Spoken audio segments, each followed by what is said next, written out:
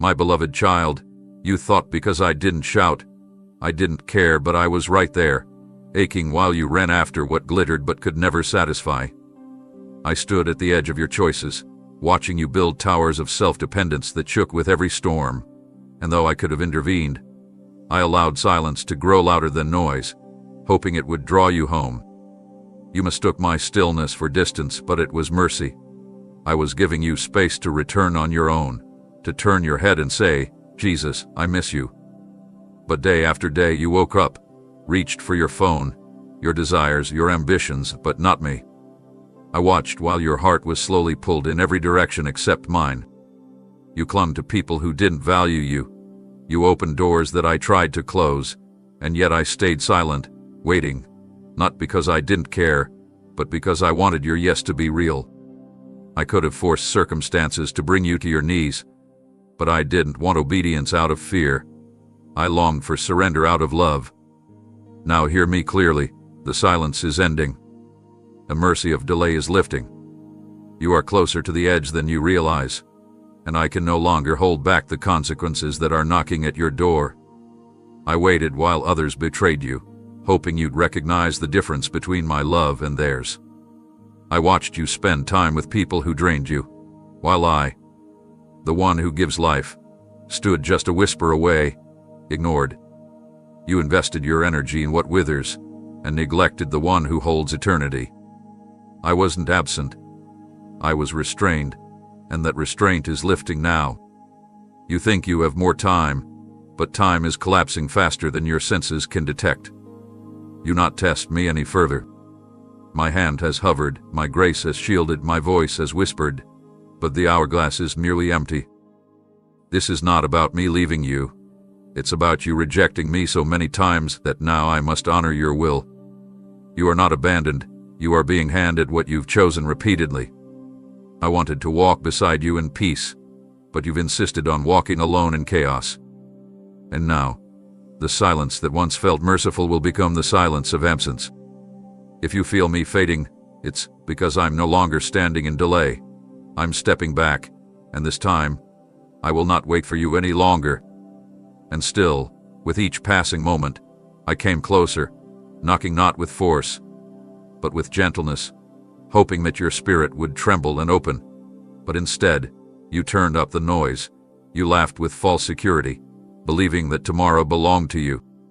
How many times did I touch your heart while you were scrolling, sitting alone, aching inside?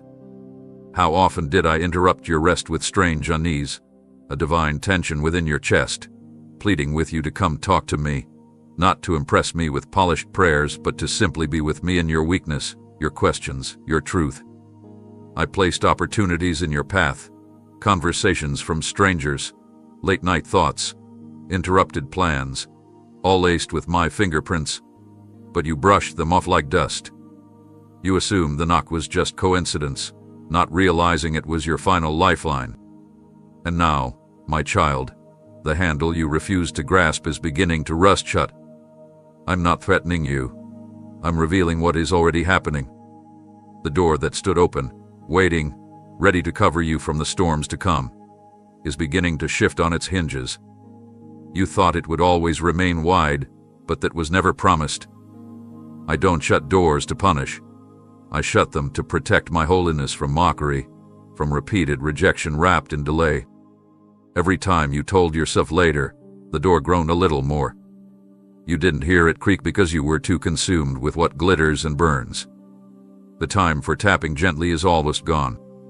Soon, the knocking will cease, not because I don't want you, but because your unwillingness has spoken louder than your lips ever did. My mercy is not weakness, and my pursuit is not forever. This is not a warning you can afford to skim. Your breath is a gift on lease, every heartbeat is borrowed space, and yet you gamble your eternity for fleeting approval. You chase relevance in a fading world while the eternal waits without applause. The door is still cracked open, but barely. You must understand, I do not compete with your preferences. I do not stand in the line of your priorities, hoping you choose me. I am the way, not an option. I am the truth, not one of many. I am the life, not a spiritual hobby. Every gentle knock was my way of inviting you into peace before the pressure increased. But now, the atmosphere is changing. The urgency of heaven is pressing against the timeline of earth. The window is closing, and this message is not emotional hype. It's eternal truth. Soon, the knock will be replaced by silence. Not because I'm absent, but because I'm honoring what you continually chose. Everything but me. I gave you years, moments, mercies, and you treated them like background noise. But this is your final awakening. You do not have forever. Your soul has an appointment, and it is approaching faster than you're prepared for. Stop believing the lie that delay is harmless. Delay is disobedience in disguise. Your indecision has become rebellion, and rebellion invites ruin. My child, this is not the time to be casual with my invitation. This is the season where every yes must be complete. No half-hearted nods. No future plans to get right someday. That someday is today. If you do not move now, the next time you reach for the door, it may not respond. If you feel a holy fear trembling in your soul right now, do not push it away. That is me, gripping your heart with the finality of what's at stake. The door is groaning, the time is thinning, and I will not knock forever. I watched you fall apart behind closed doors, and I bent low to catch every unseen tear. Yet still, you hardened your heart instead of handing me your sorrow. You were not abandoned in your breaking. I was seated beside your agony, whispering comfort the world could never replicate. But instead of letting me hold the cracked pieces of your soul, you gripped them tighter and looked elsewhere for a remedy. You thought your silence protected you, but in truth, it isolated you from my healing. You told yourself you were fine while you were unraveling, and I, who know your inner war better than you do, waited for the moment you'd stop pretending. But you never did. You put on the armor of pride to conceal the bleeding underneath, and though my whispers pierced the noise, you buried them under layers of distractions. You called busyness purpose and numbing progress, but I saw through every mask you wore. I saw how you smiled when you were drowning, how you laughed while anxiety gnawed at your thoughts, how you filled your schedule to escape the silence that kept pointing you back to me. I didn't leave you in those dark nights. I sat with you, speaking softly to your soul, urging you to open just one crack of honesty. But instead, you silenced me with entertainment, conversation, and noise. You couldn't bear to sit still because you feared I would speak, and if I spoke, you'd be held accountable for what you already knew, that your heart no longer belonged to me. My child, I never needed your perfection, only your surrender. I was not demanding performance. I was offering peace. But pride convinced you that vulnerability was weakness, and so you remained locked in a prison you built with your own hands. I sent you dreams to stir you, restlessness to wake you, and people to warn you, yet you dismissed it all as coincidence or confusion. You labeled conviction as emotional instability, all to avoid confronting the truth that I was calling you to repent, not to shame you, but to restore you. The more I whispered, the more you raised the volume of your own voice, and now the danger is this. Your ears have become dull to my sound. That's why I must speak differently now. You are nearing a place where even my thunder will sound like background noise. This is not where I wanted it to go, but you've grown comfortable ignoring the soft voice of your Savior. You taught your heart to normalize distance from me, and that numbness will cost you everything if you don't tear down what you've built between us. I'm not angry at your struggle. I'm grieved that you didn't bring it to me. I'm not surprised by your pain. I'm crushed that you thought I was uninterested. But now, I must expose what pride has covered. I must interrupt what distraction has disguised. You cannot serve your own kingdom while begging me for blessings. You cannot maintain the illusion of control and still expect the power of my spirit. If you do not break your silence now, the very pain that should have led you back to me will harden into bitterness, and bitterness will blind you.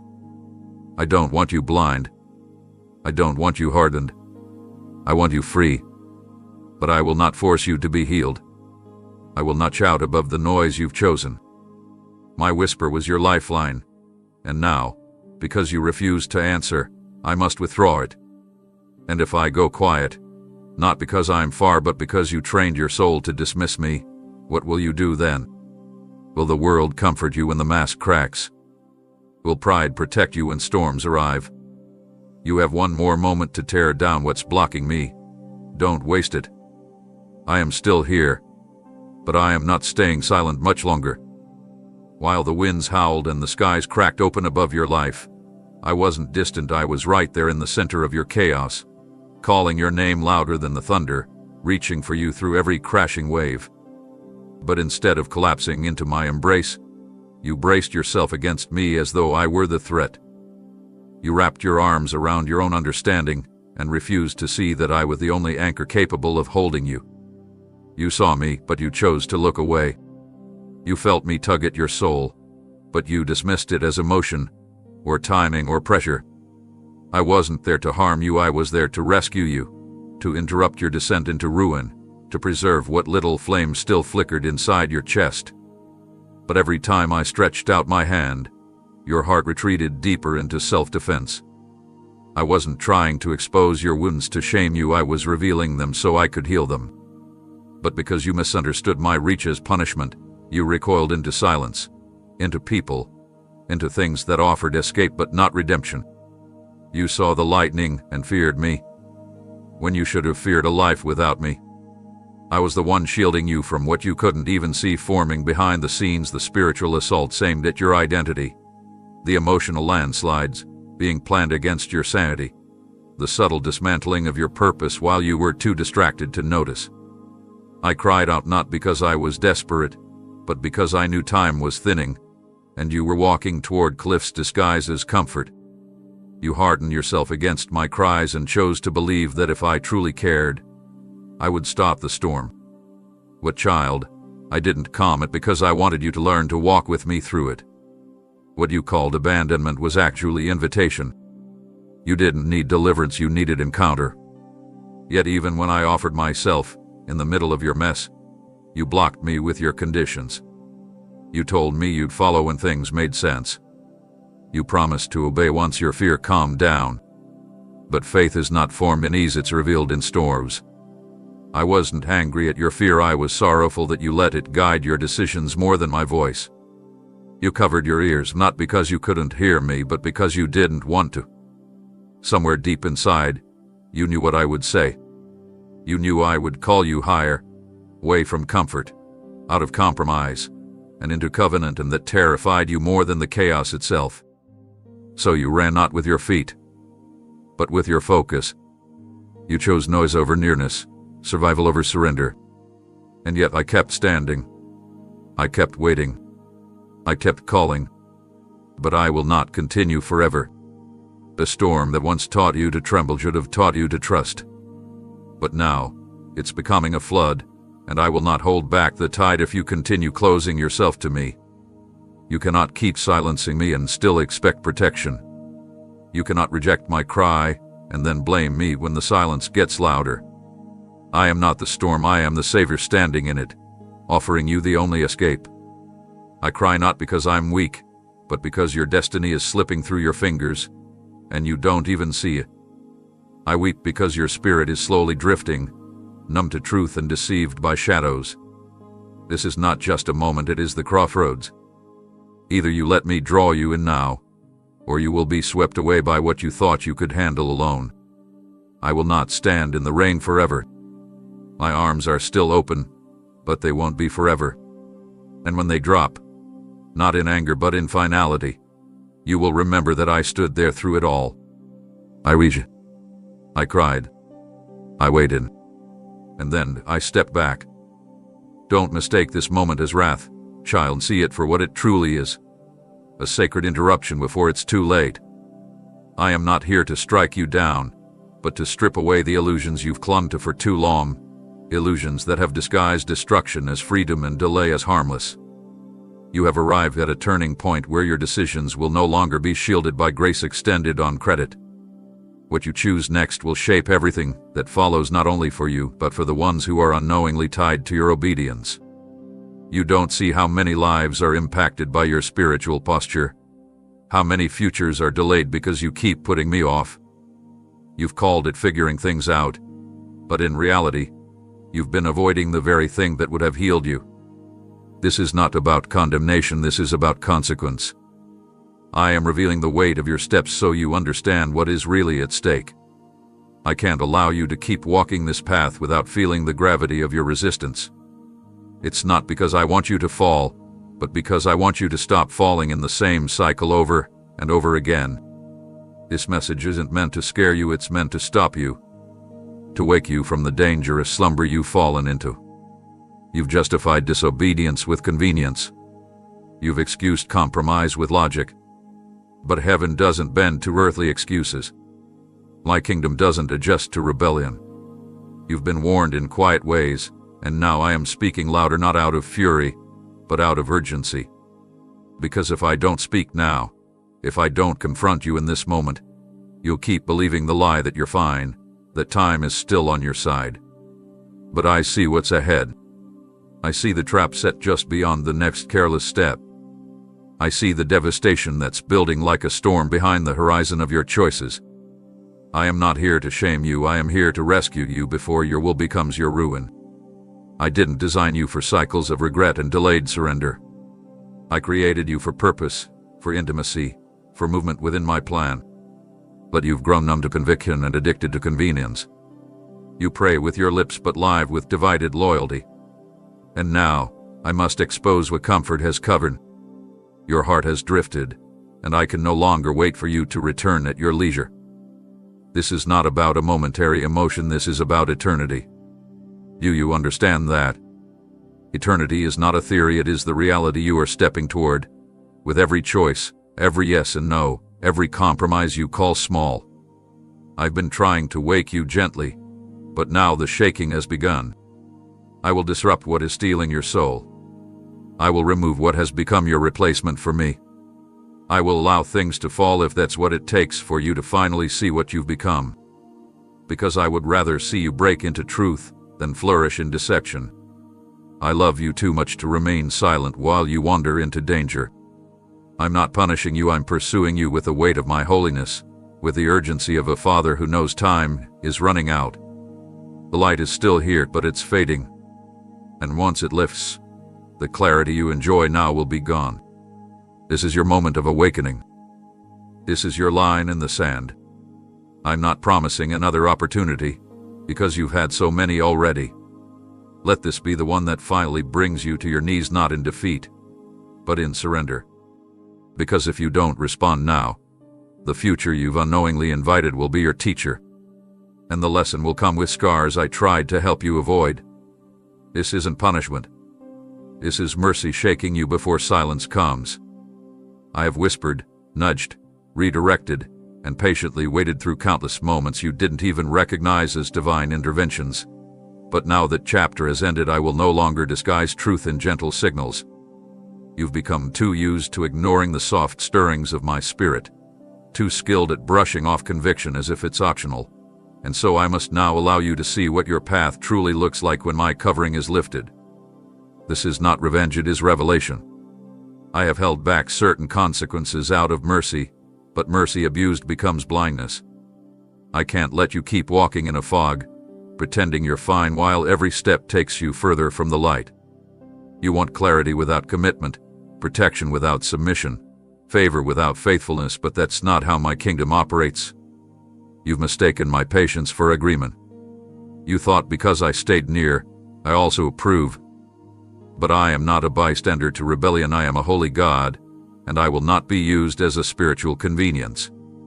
I gave you time to wake up, but now I must expose what happens when your choices are fully yours, untouched by my restraint. You wanted independence, I will let you feel its weight. You wanted control, I will show you how heavy it is to bear it without me. And when you see how fragile your life becomes when heaven is no longer intervening in the background, maybe then you will understand why I fought so hard for your yes. I'm not punishing you by stepping back, I am answering what your actions have requested over and over. I will not stand in the way of your decisions, because love without choice is not love at all. You've been warned, wooed, and surrounded by people sent to wake you, but you hardened your resolve and refused the invitation. Now I must pull back, not to abandon, but to let you feel what separation looks like in real time. This is not symbolic distance, it is the beginning of a visible shift. The peace you've taken for granted will grow quiet. The strength you didn't realize came from me will begin to fail. The protection you assumed was natural will weaken. I'm not doing this to harm you, I'm letting you experience what you've chosen. You've built a life without my presence as its foundation, and now the structure will be tested. Everything not built on me will shake. Everything not rooted in truth will wither. And still, even in this unveiling, my love remains, but I will not use it to shield you from the full picture anymore. You need to see the consequences of walking alone, because only in that wilderness will you recognize the poverty of a soul disconnected from its source. I'm not sending the destruction, but I will stop intercepting it. I've intercepted countless attacks you never saw. I've canceled the plans of the enemy before you ever prayed. I've stood in gaps you didn't even know existed. But now, because you insist on walking your own path, I must let you face what I once blocked. And still, this is love, uncomfortable, piercing love. A love that refuses to let you stay asleep in false safety. A love that allows pain if it leads you back to truth. My silence from this point forward is not absence, it's permission. Permission for you to see the life you've been choosing without interference. And when you finally realize what it means to walk without my whisper, my presence, my protection, I will still be waiting if you return. But I will not beg anymore. I will not nudge. I will not continue delaying what must come. This is your unveiling. This is what it looks like when you try to live disconnected from the very breath that sustains you. And I will not intervene unless I see surrender, not just tears, but true turning. Because until you stop clinging to your own way, you will never understand why I was crying through the storm. And now, my child, you must see for yourself what it means to walk this road without me at your side. I never desired to dominate your will or override your decisions, because love that is forced is not love, it's captivity, and I came to set captives free, not create more. I waited because I wanted your yes to rise from a place of deep recognition, not desperation. But now, as the weight of time collapses around your indecision, I must withdraw my restraint from what I've been holding back, not because I want harm to come, but because I cannot continue shielding you while you insist on ignoring my presence. You cry for change but resist transformation. You beg for peace while feeding chaos. And I have watched, not with indifference, but with aching patience, as you drifted further with every tomorrow you spoke in my direction. My voice was never meant to compete with your schedule or your preferences. I am not an option to be weighed, I am the very foundation you are denying yourself. I will not push myself into the place of authority in your life if you continually hand that place to fear, distraction, pride, or comfort. I knock, yes, but I do not break down the door. And since you have refused to open it with surrender, I will now honor your will and let the process unfold as it must. Not because I no longer love you, but because I refuse to cheapen that love by begging for a response that should have been offered freely. I've delayed the unveiling of consequences, not out of obligation, but out of mercy. But mercy has an expiration when the heart becomes hardened by too much delay. If I allowed this pattern to continue unchallenged, it would not be compassion, it would be cruelty. You need to feel the reality of what you've chosen in full weight. You need to know that the timeline you thought was flexible is collapsing while you casually look the other way. And I will not stand in the way of what's coming, not because I'm distant, but because you've made it clear you are not ready to walk in agreement. Your unwillingness cannot stop what I must release. I gave space for repentance, space for return, space for breakthrough, but when that space is abused, it becomes a stage where deception performs. And I am tearing down the stage now. I am allowing the illusions to fall apart. I am releasing what I have held back so that your soul might finally recognize how serious this truly is. No more delay. No more spiritual bargaining. No more negotiating partial obedience. You've waited for a sign and ignored the warnings. You've wanted confirmation but ignored the conviction. So now, I will no longer pause the unraveling that your decisions have attracted. The shaking will begin not to destroy you, but to dismantle everything you've trusted more than me. I will not compete with idols. I will not be treated as a backup plan. I will not sit silent while your destiny is sacrificed for comfort. The hour has arrived where what you allowed will begin to speak louder than what you intended. This moment is not about fear, it is about finality. It is the hour where what has been tolerated will be exposed, and I will not interfere unless repentance is immediate and authentic. You cannot serve two masters and expect one to remain silent forever. I have waited. I have called. I have extended my hand. But now, what must be fulfilled will move forward, with or without your cooperation. Your name was called. Your heart was stirred. Your purpose was announced. But if you do not answer now, it will be reassigned to one who will. Because the harvest is ready, and I will not wait for those who refuse to rise. My presence is holy. My time is not yours to waste. I'm still here, but I am not delaying again. What must come next is already in motion, and you will either face it with me or feel it without me. You choose. Every moment you hesitated became an open invitation for what was never meant to touch your life. Your delay wasn't passive. It created a vacuum that darkness began to fill. While you told yourself you were thinking, processing, praying about it longer, the enemy was already working with your silence. He didn't need your permission. He only needed your postponement. The space where obedience should have been became a threshold for deception to enter quietly, unnoticed, disguised as harmless alternatives. What you tolerated became rooted. What you postponed began to multiply. The longer you stood still, the deeper the traps around you were hidden. You thought you had time, but time was never yours to manage. It was grace, being loaned to you moment by moment, and you spent it bargaining with eternity. You've allowed procrastination to become your comfort, but it has never been innocent. Every delay in surrender is a delay in protection.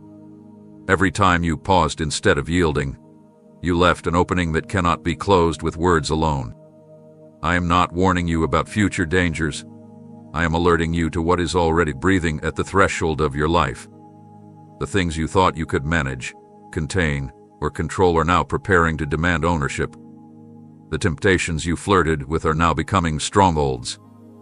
You saw the smoke, but you ignored it because the fire hadn't touched you yet. But now the flames are moving, and they are after what you still refuse to hand over.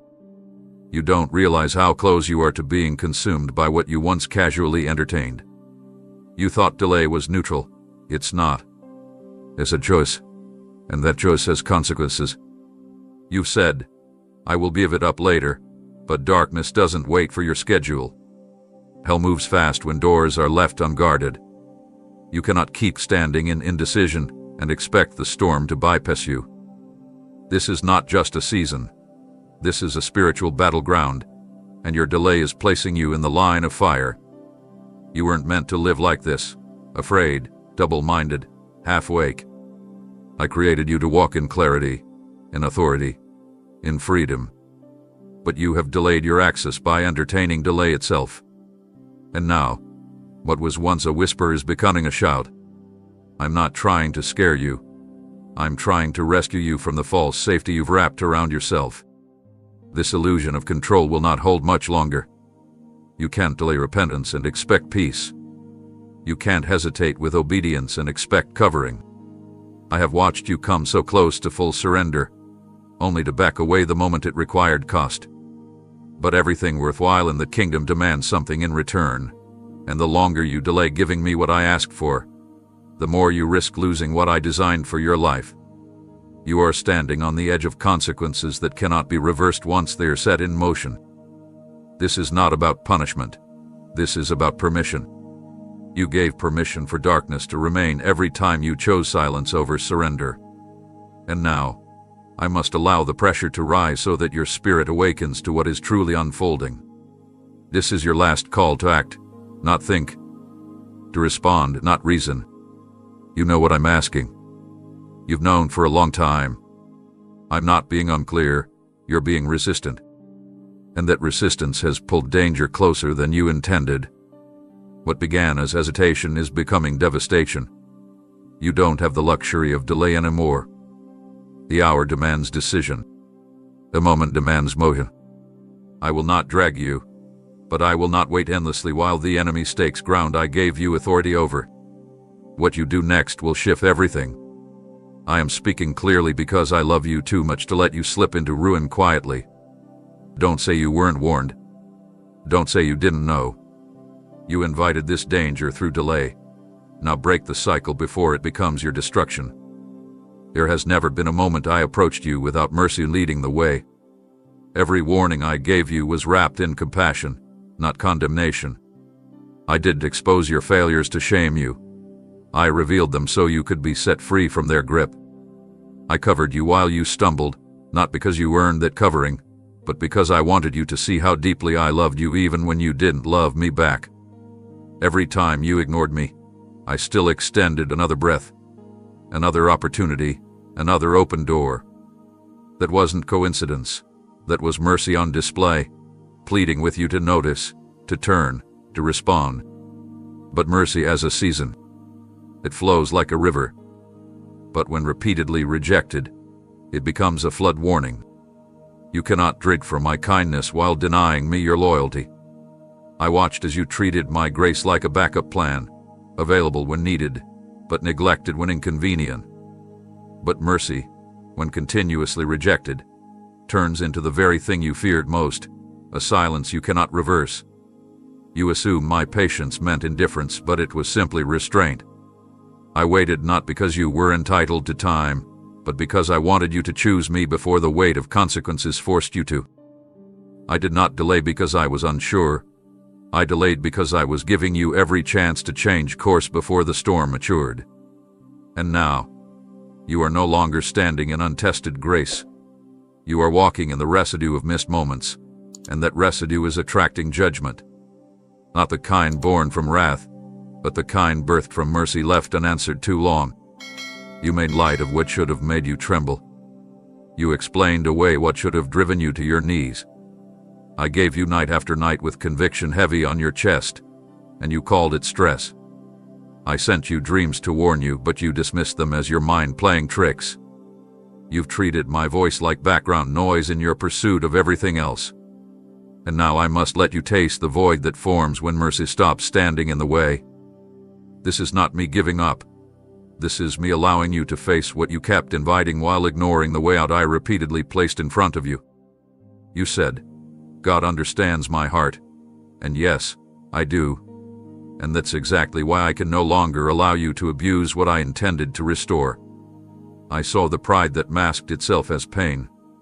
I heard the excuses spoken with soft tones, but rooted in rebellion. And I let mercy continue flowing, hoping that one moment would finally break you open. But instead of breaking, you built stronger walls. You started to believe that because judgment didn't come swiftly, it wouldn't come at all. But I'm not bound to your timing. I'm not moved by performance. I move when it's time, and now, time has reached its border. What happens next is not a result of me abandoning you. It is the result of you repeatedly walking away from the very help that could have changed everything. Mercy stood in front of judgment like a shield, but now it steps aside, not in anger, but in necessity. You cannot ignore heaven and still demand protection from hell. You cannot reject instruction and abstain indemnity from gradient. I say this with trembling love. You are out of time to delay. You are no longer safe in your indecision. What you refused to receive in mercy will now reach you through pain. And when it does, do not ask where I went. I was there again and again, but you chose silence over surrender. Now the silence will echo back your choices, and the echoes will sound a lot like judgment. You gave me pieces, fragments offered on your terms, in moments that suited your emotions or your schedule. But I never asked for portions. I asked for your whole heart. I didn't come seeking surface worship or momentary affection that fades as quickly as it rises. I came for the center of your being, the place where decisions are born, where loyalty is forged, where your true motives live, the place you keep guarded while pretending you're fully mine. You've given me the songs but withheld the surrender. You've given me your voice but kept your desires hidden behind locked doors. I never wanted your performance. I wanted intimacy. And yet, when the pull of the world demanded your attention, I watched you give your strength to everything but me. You carve out time for distractions and people who could never carry your soul, yet when it came to me, I was treated as an afterthought. Your convenience became the altar where you sacrificed obedience. You obeyed when it felt good, when it lined up with your plans, when it didn't ask you to let go of comfort or familiarity. But that's not love, that's control wearing a religious disguise. I searched you for depth, but you stayed on the surface. I waited in the secret place, but you sent me your leftovers. You wore my name around others, but behind closed doors your affections were divided, and I do not dwell in divided places. I called you to walk closely, but you settled for visits, brief moments when your conscience stirred or your emotions flared. I whispered promises, but you countered with conditions. I'll follow if became the language of your response. But I don't respond to if. I respond to yes. A yes that doesn't check for convenience. A yes that isn't postponed by fear or filtered through logic. A yes that is raw, sacrificial, real. I saw you reading truth but refusing to let it pierce. I watched as conviction rose like fire in your chest, only to be doused with distraction and delay. And I must say this plainly now, your partial offering is no longer accepted. I am not moved by noise. I am not looking for a moment of spiritual emotion followed by days of compromise. I want your attention, your loyalty, your affection, not when it fits, but especially when it costs. Because it is in the cost that true worship is found. I'm not impressed by your ability to repeat my words. I'm looking at the space where your choices are made. That space still resists me. That space still clings to comfort more than to me. You say you love me, but love is not measured by words alone. It is seen in where your loyalty lands when it's inconvenient. It's revealed when sacrifice is required. And for too long, you've convinced yourself that casual commitment is enough. But I never died for convenience, I died for covenant. You don't understand what you're risking by offering me a divided heart.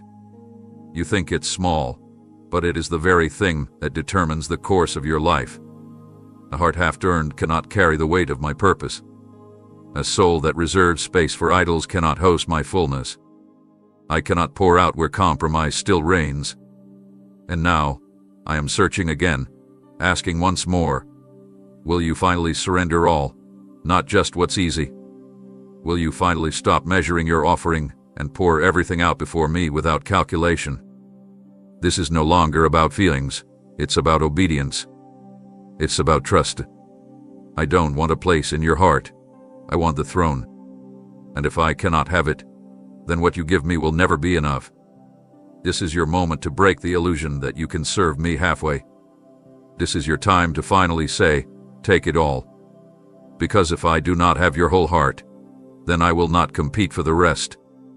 You watched as days turned into years and assumed that because judgment didn't fall, I must not really mean what I said, but my delay was never apathy, it was hope. I waited with open arms, not because I lacked power, but because I longed for your heart to come back to me willingly. You saw me wait, and instead of turning with reverence, you turned with disregard. You mistook my holding back for hesitation, not realizing that every second of silence was soaked in intercession, that each breath you took outside my will was permitted by mercy stretching itself one more inch. My patience was not weakness, child. It was warfare. I fought to give you time. I battled unseen forces to hold the line longer, even when your actions gave them rights to advance. I extended seasons you didn't deserve, praying your spirit would finally soften. But instead of coming home, you walked further, as if grace was an endless rope you could tangle around your own desires. I let the sun rise when you had no intention of praying. I allowed favor to reach you in places you did invite me into. I placed my hand over plans that weren't mine, not to endorse them, but to prevent them from destroying you prematurely. And still, you interpreted that as approval. You believed the blessings meant I was fine with your distance. But child, blessings can flow from brokenness, not because I endorse rebellion, but because I know what's ahead, and I was buying you time. Do not confuse provision with partnership. I blessed you for your future, not for your current posture. You thought my silence was permission, but it was pleading. I was hoping you would look past your schedule and notice the stillness, hoping you would pause long enough to realize something eternal was pressing on your chest. I let you keep your routine, your platform, your voice, not because I was impressed, but because I saw the real you behind all of it, and I was waiting for that version to emerge. But time has run its course, and I will not allow you to misread my restraint any longer. This is not the season for misinterpretation. This is the season of unveiling. The space between what you say and what you live in is narrowing. The atmosphere is shifting, and the illusion that my patience means passivity is being shattered. I gave you so much space, not because I am lenient about sin, but because I wanted you to see that love waits, that heaven doesn't give up easily. But now, that wait is ending. And now, the reality of what's been neglected will begin to surface. You will no longer be able to function in partial devotion and not feel the weight of distance. I will no longer let you confuse extended grace with indifference. You didn't understand how many times I stepped in between you and consequence. You didn't see the moments when I spoke your name in the midnight hour, even when you hadn't spoken mine in weeks. And I did all of it not out of obligation, but out of relentless desire to bring you back. I hoped for your return not because I needed you to complete me, but because I created you to reflect me, and you've become unrecognizable to what I designed. I hope your heart would shift before the pressure did. I waited for you to respond to kindness, not catastrophe. But you chose delay as your language, and now, what was once held back will begin to break forward. The space I made for repentance is closing, and what comes next is not the result of my absence, it is the echo of your resistance. My patience wasn't weakness. It was the last line before the shaking began. You called them inconveniences, setbacks, misfortune, but I called them mercy. I intervened in ways you didn't ask for because I saw what you couldn't, and I love you too much to let you proceed unchallenged. Every closed door, every last-minute shift, every unraveling plan was orchestrated to slow you down before you walked into something you weren't prepared to survive. But rather than pause and seek me, you rushed to fix what I purposely allowed to break. You resented the interruption without asking who was trying to speak through it. I didn't block your path because I'm cruel. I did it because your next step would have taken you further away from what I created you for. I delayed relationships that would have drained you, redirected opportunities that would have stolen your focus, and allowed conflict to shake you because comfort was sedating you. Yet you responded with irritation instead of intercession. You tried to force open doors that I had shut with divine intention, and in doing so, you began to confuse resistance with failure, when in truth, it was a rescue. You didn't see how that lost opportunity was a lifeline. You couldn't feel how that disappointment was protection dressed as pain. You labeled my interventions as interference and rushed to restore what I dismantled for your safety. And every time I reached out to break the rhythm that was killing your spirit, you doubled down on your routine instead of kneeling in surrender. I disrupted your comfort because it was choking your calling. I shook your plans because they were never aligned with the blueprint of your purpose. But you ran from discomfort, not realizing discomfort was the only thing that could still get your attention.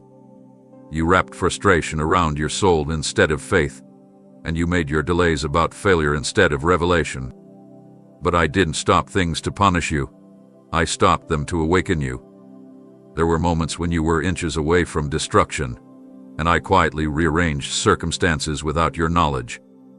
I caused systems to fail, people to back away, and timing to collapse, not to leave you stranded but to bring you to your knees.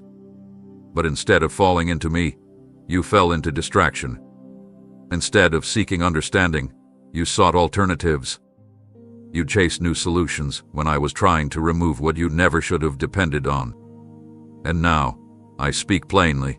Those disruptions were not the enemy. They were me. They were not random. They were designed. Every delay was time I bought for your soul to breathe again. Every detour was an invitation to walk a different way, one that didn't end in compromise. But now, because you ignored the signs, I will no longer soften what must shake. I will not keep rerouting you if you are determined to reach a place I never sent you. If you insist on building around what I tried to dismantle, I will remove my hand and let you feel the weight of your own plans. I've been gentle long enough. I've spoken through subtle winds, through rearranged moments, through canceled plans and unexpected exits. But since you refuse to see my fingerprints in those details, I will step back and let you follow your own path, and when you realize it doesn't lead where you thought, I pray you remember that I tried to save you quietly first. I won't chase what refuses to stop. I won't interrupt what continually calls my interruptions an attack. I am a God of mercy, yes, but I am also a God of order. And I will not let disorder disguise itself as destiny in your life any longer. You ignored the detours. You bypassed the blocks. You play through the moments that were meant to protect you. And now you will face the outcome of a route I never approved. I am still near, but I will no longer hold back what you insisted on walking toward. You saw disruption. I was offering direction. But now the choice is fully yours, and so are the consequences that follow. The barrier I once placed around you, invisible but impenetrable, is beginning to lift, not out of vengeance, but because you've chosen distance over dependence. You thought the lack of calamity meant you were secure, but it was I who shielded you from battles you never even saw coming. You didn't recognize how many traps I disarmed, how many weapons I dismantled before they reached you, how many accusations I silenced before they could touch your name.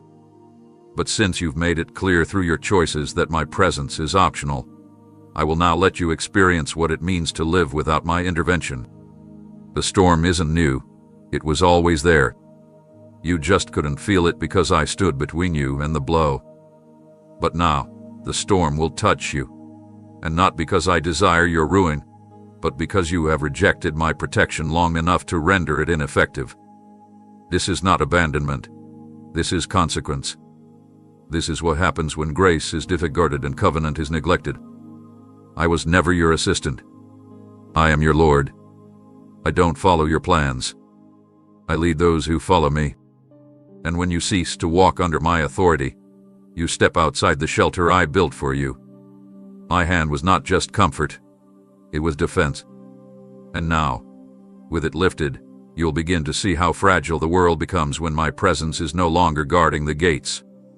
The conversations that once faded before becoming rumors, now they will echo.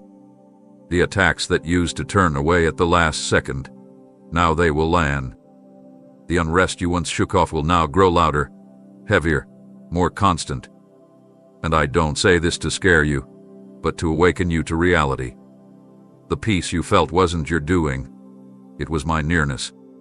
The clarity you enjoyed wasn't from your wisdom, it was my spirit illuminating your mind. And now, you will see what it means to navigate without that clarity. The decisions you used to make with ease will now be clouded. The confidence you had will shrink. The strength you thought was your own will quickly unravel. I'm not doing this to torment you. I'm allowing what was always being held back to finally be felt. Because maybe pain will reach you where peace couldn't. Maybe collapse will speak to you where quiet conviction failed. I'm not stepping away to be cruel. I'm stepping away to let you taste the absence you've become comfortable living in. The scary part is, you won't notice right away. It will start subtly, a little more confusion here, a little more fatigue there, a creeping anxiety that no entertainment can shake, a sense of exposure, like something has shifted but you can't put your finger on it. That's how it begins, the fading of covering.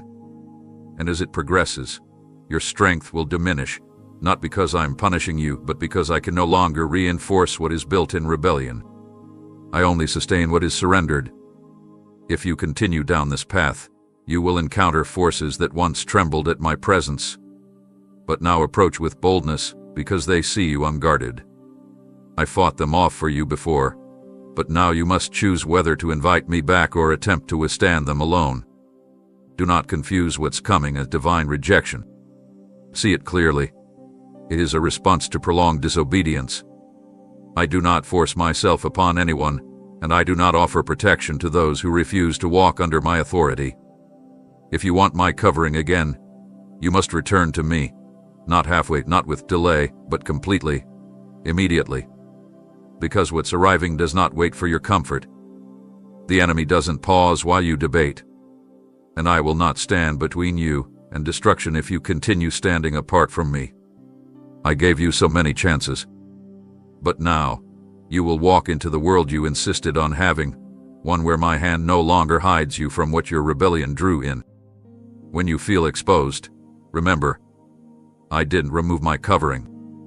You stepped out from under it. It's not that I stopped speaking, it's that you stopped listening. You let noise become your counsel and influence become your instruction. You no longer wait for my whisper because you've allowed louder, faster, more flattering voices to occupy the space where I used to dwell. They speak often, and they speak confidently, but they do not carry truth. They carry opinions, preferences, and confusion wrapped in spiritual language. And while they built platforms, I waited on the sidelines of your heart for a moment of silence that never came. You scroll through voices that feed your appetite, but starve your discernment. You trust voices that affirm your delay instead of confronting your drift. I was once the first voice you turned to, the one you cried out to in quiet moments, but now I'm buried beneath layers of distractions you've baptized as purpose. You replaced conviction with affirmation, and in doing so, you traded clarity for chaos. When you began to ignore my leading, your ears adjusted to what pleased you, not what prepared you. And now, you find yourself surrounded by noise that comforts your compromise but cannot guide your calling. You've mistaken quantity of voices for quality of truth. You've surrounded yourself with sound, but you're starving for direction. I am the shepherd, and my sheep know my voice. But you've dulled your sensitivity by continually entertaining what I never sent. I'm not angry because you're confused. I'm grieved that you've stopped asking me what's real. You quote me, but you don't consult me. You speak my name, but you don't wait for my answer. And that's why the voices you've embraced have grown louder. They fill the silence that was meant for me. You've lost your ability to discern because you no longer create space for me to shape your thoughts. I didn't stop showing up. You stopped showing reverence. You treat every opinion as equal, every emotion as truth, and every trend as wisdom. But not every voice is from me, and not every message is anointed. You're in danger because you can no longer tell the difference. What once sounded off-key now sounds familiar, and what once grieved your spirit now entertains your soul. This isn't because I've gone silent. It's because you've filled your life with so much volume that my voice can no longer break through. You need to understand something deeply. Not all revelation is holy, and not all inspiration leads to life. You open yourself to voices that use my name but carry no intimacy with me, and you've given them authority over your direction. I wept as you replaced my spirit's guidance with the noise of culture disguised as Christian counsel. I watched as you swallowed half-truths and built theology around your wounds instead of my word. And now, when I speak, you second-guess it, because the counterfeit has become more comfortable than the true. I will not compete with the crowd. I will not wrestle with voices you prefer because they let you stay where you are. If you want me to speak again, you must silence what isn't sent. You must cleanse the atmosphere around your heart and strip away every influence that numbs your hunger for my truth. Until then, the confusion will deepen. The fog will thicken. Not because I want you lost, but because you've stopped following the light that was meant to lead you. I will not shout to get your attention. I never needed volume. I needed reverence. If you keep filling your ears with everyone else, you will eventually forget what I sound like altogether. That's what the enemy is counting on, that you would stay so full of noise that you no longer notice my absence. But child, I never stopped calling. You just tuned me out. And now, If you want to hear me again, you will have to silence everything else and choose me, not just as a voice, but as the only voice that truly matters. You've surrounded yourself with pleasures that leave you hollow, consuming words that flatter your emotions but never feed your spirit. You reach for whatever fills your time, your ears, your hands, but nothing satisfies, and still you return to the same empty wells expecting something to change. I have watched you feast on noise, trends, shallow affirmations, and emotional highs that vanish the moment real pressure hits. These things cannot sustain you, but you continue devouring them because they are familiar. And now your spirit is weak, your discernment is blurry, and you wonder why your peace keeps disappearing. It's because you're feeding a soul designed for glory with things that have no weight, no truth, no substance.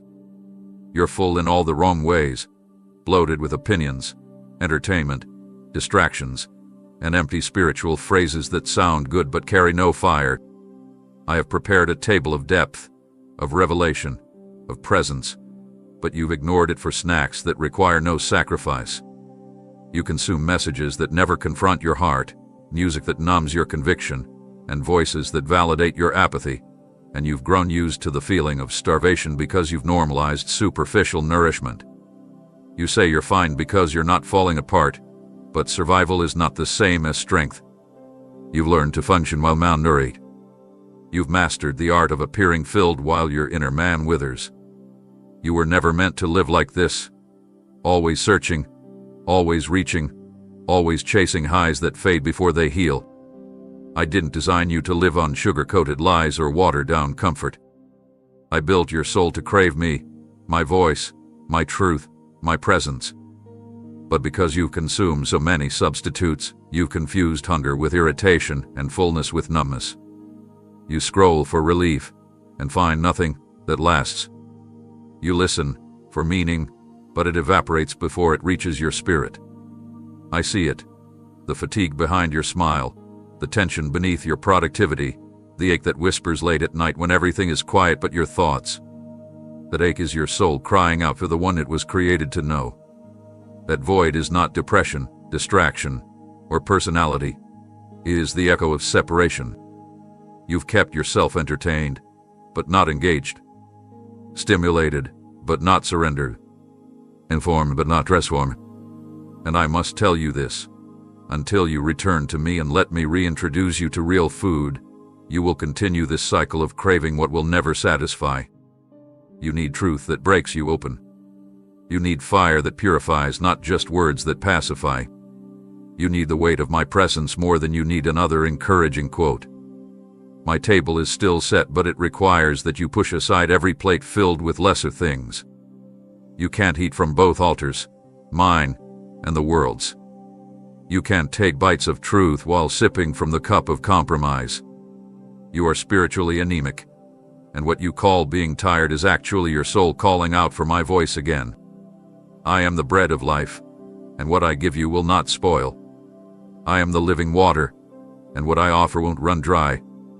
But you must come empty to be filled. You must stop pretending you're nourished and admit the emptiness inside. Because until you do, you will keep feasting on what is poisoning your spirit slowly. The enemy doesn't have to destroy you if he can just keep feeding you enough lies to make you spiritually sleepy. But I'm waking you up now. I'm calling you back to the table you walked away from. You don't need more options, you need me. Not once a week, not when it's convenient, but daily, deeply, desperately. Because what's coming won't be survived by those who snack on truth. It will only be endured by those who are rooted, grounded, and filled with me. So I ask you, will you finally push away every plate that leaves you starving and return to the feast that was prepared just for your soul? You have guarded the very things that are tearing you away from me, shielding them from my reach as if they were sacred, while neglecting the sacred space where I once dwelled in your heart. You defend your habits, your preferences, your patterns, and your possessions with more passion than you defend your faith. You excuse compromise to protect your comfort. You justify distractions because they've become familiar. And every time I've tried to speak into those areas, you've called me invasive. But child, I'm not trying to rob you. I'm trying to rescue you. I've watched you pour affection, time, and loyalty into things that never bled for you, never wept for you, never knew your name before you gave them your soul. They promise status, security, pleasure, or escape, but none of them carry eternal weight, and still, you clutch them as if they are your lifeline. And what breaks me is this: I remember when it was me you ran to. I remember when my presence was enough. I remember when you didn't measure what you gave me. You just gave it. But now I see you protecting your idols like fragile bonds, afraid that if you let go, you will fall apart. But it's not you who will fall. It's the lie you've built around them that will collapse. I've warned you not because I'm jealous in a human way, but because I am holy. I will not be one name among many. I will not be added to your life like decoration while your heart worships convenience and applause. I am not an accessory to your lifestyle. I am the author of your life. And I will not compete for your attention with what you secretly serve. You've given me lip service while your affections are bound to screens, people, routines, platforms, and addictions you refuse to confront. You've built altars out of entertainment, obsession, relationships, money, and self-image, and then asked me to bless them. But I do not bless rebellion disguised as relevance. I do not smile over idols wearing Christian language. I have called you to be separate, not blended. I've called you to be holy, not halfway. But your heart has become a temple cluttered with things I never placed there. You pray for me to come closer, but I cannot fill a space already overflowing with your preferences. If I am truly Lord, then those things must bow. If I am truly King, then no idol can remain standing. I have been patient as you wrestled, but I will not stay silent as you defend what's destroying your intimacy with me. I've pointed them out. I've convicted you in quiet moments. I've made it uncomfortable to stay where you are, not to torment you, but to free you. But every time I came close to tearing down the idol, you stepped in to protect it. You said, "It's not that bad," or "I can handle it," or "Everyone does it." But I never called you to be like everyone. I called you to be mine. And now, the time of tolerating what competes with me is over. I will not speak where idols are louder. I will not dwell where I'm one of many loves. This is where the line is drawn. You will either destroy what's in my way, or I will remove my voice from that place in your life until you make room again. I am not cruel, I am consistent. I will not partner with divided affection. My glory does not rest where idols are honored. So choose today who you truly serve, because I will not fight for space that belongs to me by right.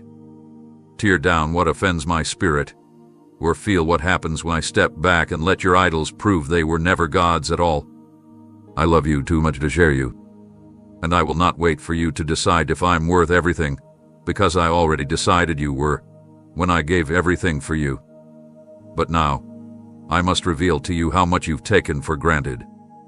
I was the one who placed breath in your lungs while you ran from me. I covered your home from dangers you never saw coming. I steadied your steps when you didn't realize the ground beneath you was crumbling. I pushed back attacks that were scheduled to ruin you before you even knew there was a battle. You did not request those mercies. I gave them freely, because I have always loved you beyond your understanding. When you were busy chasing your own version of success, I was in the shadows rerouting what would have broken you. When others spoke against you, I stood in the courts of heaven silencing accusations you didn't even hear. When you felt peace, but gave credit to your strategy, it was my spirit surrounding you like a wall of fire. I gave you opportunities that had nothing to do with your qualifications. I opened doors that your name alone could never unlock. And I did it not for applause, but because I wanted you to know me, not just as savior, but as sustainer. You thought it was your hustle that brought increase, your instincts that protected you, your charisma that kept the room turning in your favor. But all along, it was me, working behind the curtain, extending favor when you didn't deserve it, standing in your tomorrow before you even prayed. I whispered instructions that spared you from loss. I aligned people and timing so precisely that you called it luck. But I was never lucky, I was intentional. And I didn't wait for your perfection before I showed you kindness. I moved before you moved. I forgave before you confessed. I stood near even when you walked far. But now my love must look different. Not because it changed, but because you become numb to its form. You've grown so used to unexpected blessings that you expect them without relationship. You've allowed comfort to blind you from the giver behind the gifts. You say thank you with your mouth, but your life doesn't reflect gratitude. It reflects entitlement. And entitlement cannot coexist with intimacy. So now, I will stop covering what you won't acknowledge. I will step aside where you assume I'll always step in. Not because I love you less, but because I will no longer fuel your delusion that blessings equal alignment. They don't. I've blessed many in rebellion, not to endorse them, but to expose their heart.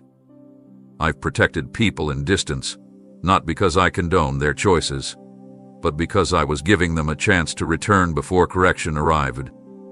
And you, my beloved, are standing at that threshold. I've given more than you've noticed. I've stayed longer than you realize. But the time for unreciprocated devotion has ended. I am not a silent partner to your lifestyle. I will not remain your secret source while you exalt other names, chase other paths, and build altars that exclude me. I gave without being asked, and you responded by assuming I always would. But now you must decide if I am worth following, even when it's not convenient, even when the blessings pause, even when the favor slows down. Because what's coming next will separate those who seek my face from those who only sought my hand. And when the overflow dries up for a season, you will discover if you were truly mine, or just visiting my presence when it served your plans. I am still the same, merciful, kind, powerful, but I will not keep you in comfort while your character decays. I would rather withhold what pleases you to protect what matters most, your eternity. And so now, I will no longer protect you from the consequences of ignoring me. I will not bless over disobedience. What was once covered in mercy will now be exposed in truth. I gave without asking. I loved without hesitation. But now I ask you plainly, will you love me when the gifts stop, or was your heart only mine when your hands were full? How many times did I make the atmosphere shift around you, hoping your spirit would recognize me?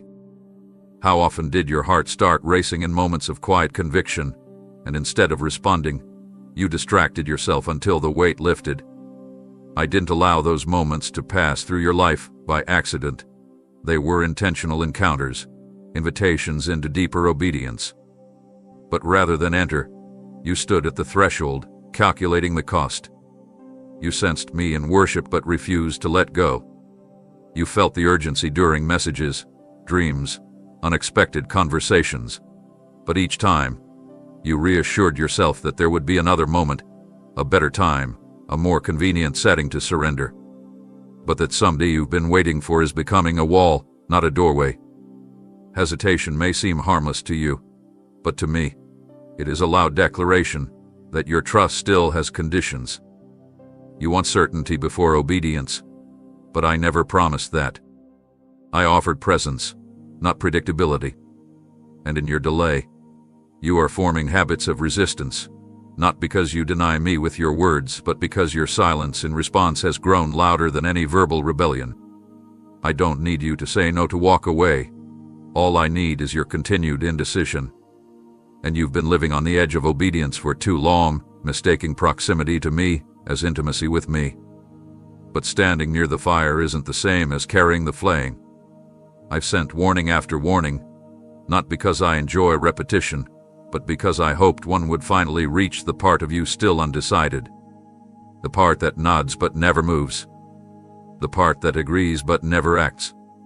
You have prayed for signs, and I sent them, not once but repeatedly. Through people you never expected.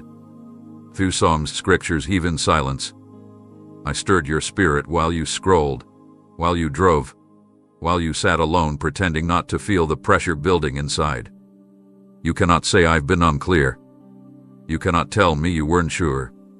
What you lacked was not understanding. It was surrender. I've moved everything but your will, and now that stillness has become dangerous.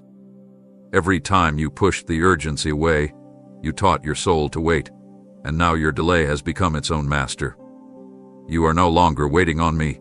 You're waiting on the version of surrender that costs you nothing. But that version does not exist. Obedience is never without a price. And the longer you hesitate, the more you trade destiny for delay. I've watched you resist even while pretending to consider. I've seen how you protect your right to postpone, even as the consequences inch closer. And now, your hesitation has put you at the doorstep of a moment you are not ready for. You've grown so used to ignoring conviction that you no longer tremble when I speak. And so now, I must act. Not to destroy you, but to disrupt the lie that there will always be more time. I am no longer waiting for you to feel ready. Readiness was never the requirement. Willingness was. And every time I extended an invitation, you counted the cost and chose comfort. But child, what you're protecting is not worth what you're losing. You're hesitating between life and death, between purpose and illusion, between covenant and convenience. And I cannot wait for you to make up your mind while your soul walks toward disaster. I love you too much to keep circling this mountain. I must draw the line now, not to force you, but to stop enabling your delay. You have enough signs. You've heard enough truth. You've felt enough weight. This is no longer about information. It is about response. I'm standing in front of you, not with another explanation, but with a final call. Stop hesitating. Because one more delay may cost you what you will never be able to recover again. What you're about to experience is not rejection from heaven. It's what life begins to feel like when you repeatedly refuse to draw near. You may still hear my name, still see people worshiping, still feel moments of inspiration, but you will notice something hollow beneath it all, not because I left, but because you insisted on living without me in the center. You've treated my nearness as optional, like a spiritual convenience, expecting me to remain available while you continue turning your heart in every other direction. But I never promised to stay where I'm not honored. And though I have been long-suffering, that space of quiet protection you once knew is now lifting, not out of punishment, but because I will no longer hold the place you continually refuse to give. I'm not withdrawing love. I'm removing the illusion that proximity can exist without pursuit. You can no longer claim to walk with me while your steps are directed by everything else but my voice. So I will let you feel what that separation truly means. Not because I enjoy your discomfort, but because you've grown numb to conviction, and sometimes pain is the only thing left that can break through your stubborn resistance. You have sung songs about my presence, but your decisions tell another story. You chase emotional highs and call it encounter, but your daily life avoids me at every level. So now, I'm letting you feel the silence that comes when you no longer bring me into your moments. I will not keep making space in your life when you refuse to clear the idols. You'll begin to sense it not in a dramatic moment, but in a slow fading. A heaviness you can't explain. A sense of wandering even when surrounded by people. A quiet ache that no distraction can resolve. That emptiness is not abandonment. It's exposure. Exposure to the void you've unknowingly accepted as normal. I never meant for you to become so familiar with distance that you mistook it for peace. But now, you must finally see what you've been building without me, and it will not stand. Your structure looked solid from the outside, but without my breath, it is lifeless. And because you've ignored my instruction, I will no longer reinforce what was built in disobedience. I'm letting the cracks show now, not to shame you, but to save what's left before it all collapses. I've waited quietly but not passively. I've watched your decisions unfold, hoping you would come back before the shaking started. But every delay hardened your resolve. Every excuse silenced my invitation. And now, I must stop waiting for a response that never comes. You've convinced yourself that you're fine, that you're still close to me. But you're living off memories of old intimacy, and memory cannot replace movement. I need more than acknowledgement. I require surrender. And since your lips still speak while your heart remains distant, I will let you experience what happens when my covering lifts. You'll still be breathing, still functioning, but the deep connection you once felt will be gone, not because I moved away, but because I honored your decision to walk on without me. This is not a door slamming in anger. It's the slow closing of a gate that was never meant to stay open forever. You thought the space between us would always remain the same, but spiritual drift always leads somewhere. And now, you are arriving. I am still calling, but it will not sound the same. My voice will now feel unfamiliar, not because it changed, but because you stopped recognizing it. And in this silence, I pray you awaken. In this distance, I pray you finally miss me, not the blessings, not the atmosphere, not the comfort, but me. Because when you finally realize that everything else fades and fails, you'll know I was the only one who remained, waiting to be chosen, not tolerated. This is not the end, but it is the place where your delay finally begins to echo. And in the sound of that echo, I will wait one more time, not standing in front of you, but letting you decide if the emptiness will drive you back to where you belong. For too long, I've tried to reach you with tenderness, through the warmth of conviction, through the quiet nudge of my spirit, through moments so subtle they were easy to miss. But you didn't just miss them, you ignored them. You brushed off those interruptions as emotional flickers, convincing yourself they could wait. And now, because your ears have grown comfortable tuning me out, I must speak in a language that doesn't rely on your willingness to listen. Consequence. You didn't want to hear me in the stillness, so now you will encounter me in the unraveling. Not because I enjoy your hardship, but because you've made it the only environment where you even begin to ask questions. You turned from instruction, so now I must let discipline step in and deliver what words no longer can.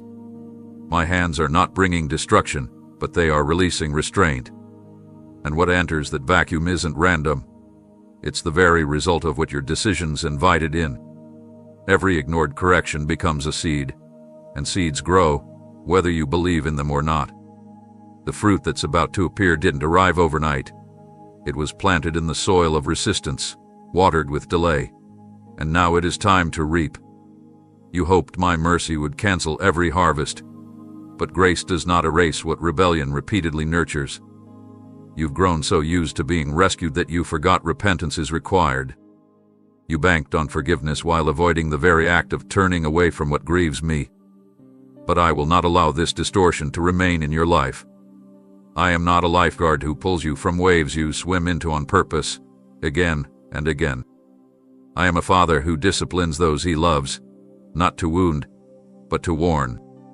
And now, I'm warning with silence, with exposure, with open consequences that will begin to form around your daily life. The things that once came easily will now carry resistance. The clarity you once had will begin to blur.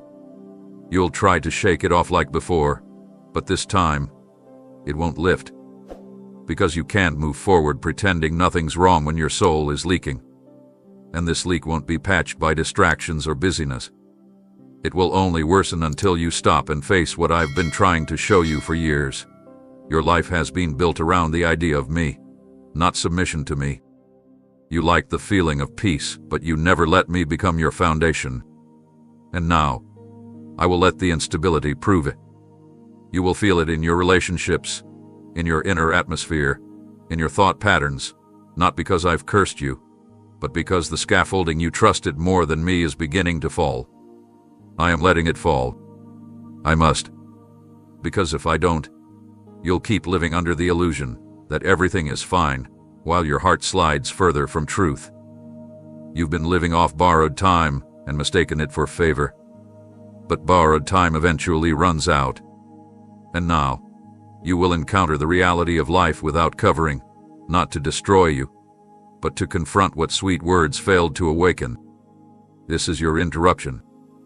This is me drawing the line where you thought I would stay forever waiting behind you. I'm still here, but I'm no longer softening what you refuse to receive gently. I'm no longer shielding you from the impact of your own drift. I love you too much to keep whispering into deaf ears. So now, the sound you hear will not be my whisper. It will be the echo of your own decisions growing louder. And in that echo, I will be waiting, not with folded arms, but with eyes full of longing not for your performance, but for your return. But I will not chase anymore. If love could have changed you, it would have by now. So I will let the consequences finish what my kindness began.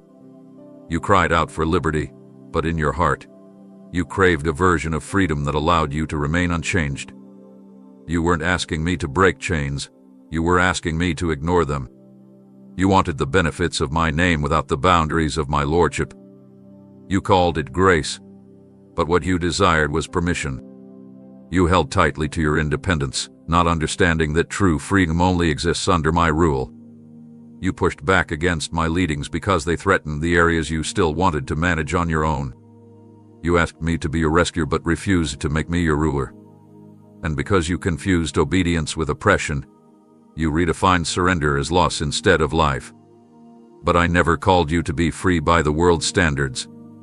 I came to break you out of cycles that you secretly grown to love, patterns that make you feel powerful, even as they drain your soul. I offered you the kind of freedom that requires you to release your own throne, and that's the one you didn't want. You called me Lord, but you clung to your will. You worshipped with your mouth, but your plans remained untouched. And now you stand at a crossroads where what you built without me will soon demand more than you intended to pay. The version of control you thought would empower you is becoming a prison, one decision at a time. The illusion that you could lead your own life and still receive my covering is starting to collapse. I was never interested in partial rulership.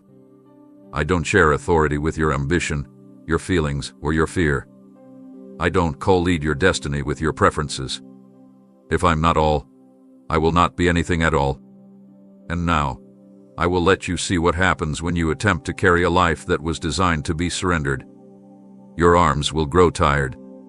Your mind will grow restless. You'll chase new goals, but they'll satisfy less and less. You'll experience momentary wins followed by deeper emptiness. Not because I've cursed your efforts, but because I've removed my hand from what I never signed. You thought freedom was about auctions, but the freedom I bring is about alignment. You thought being free meant you could choose what parts of me to follow. But true freedom only begins when you no longer argue with my commands. I'm not trying to restrict you.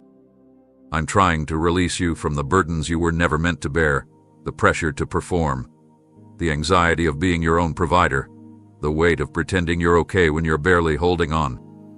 But until you lay down control, I can't step in. Until you let go of your plan, I won't force mine upon you. You've kept me on the margins, asking me to support what I never authored. And now, the time has come to see the result of that divided loyalty. You will no longer be able to hold both, control and peace. You will no longer be able to cling to your way and expect me to bless it. I am not the God of compromise. I am the God of covenant. And covenant doesn't ask for your convenience. It demands your life. I've waited for you to realize this on your own, but your delay has turned dangerous. You're trying to steer a ship you weren't built to captain, and the storm ahead will prove it. I'm not trying to break you. I'm offering to rebuild you. But I cannot begin until you stop pretending that your version of freedom is working. It's not. It's breaking you from the inside out. And now, I must step back and let the cracks show. I won't cover what you idolize. I won't stabilize what you refuse to surrender. You asked for freedom. I'm showing you where it begins, at the point where your will ends. Until then, you'll continue calling it liberty, while slowly realizing it's been bondage all along. You've wandered so far into your own desires that you're now searching for me in places I never told you to go. You seek answers in the approval of people, validation through achievements, comfort in culture's language, all while ignoring the still place where I once met you. You hunger for confirmation but refuse the process of communion. You've asked for signs while neglecting scripture, waited for feelings while avoiding faith, and you wonder why everything feels quieter now. But I haven't changed. You've simply tuned your heart toward noise that reflects your will instead of mine. You're standing in rooms I never entered, listening to voices I never endorsed, placing your trust in titles and emotions rather than presence and truth. And while you've pursued the spectacular, you've neglected the sacred. I once walked closely beside you, but now your steps are determined by trends, by fears, by what's popular among the voices you've allowed to influence you. I whisper, but your ears are occupied. I draw near, but your gaze is fixed elsewhere. You don't even notice how far you've drifted because you've surrounded yourself with echoes of your own thoughts, mistaking familiarity for confirmation. You chase words that agree with your delay, sermons that never confront, atmospheres that excite without transforming. And you say you can't hear me, but it's not that I've stopped speaking. It's that you stopped submitting. You used to tremble at correction. Now you tolerate contradiction. You used to crave my presence. Now you crave applause. And I will not follow you into places where I'm treated like an option. I do not share space with idols, even when those idols are disguised as spiritual pursuits. I will not shout over what you've invited to speak louder than me. I will not compete with comfort or charisma or control. I am not a background voice in your personal narrative. I am the author. And when the story begins to bend in a direction I did not write, my voice will withdraw.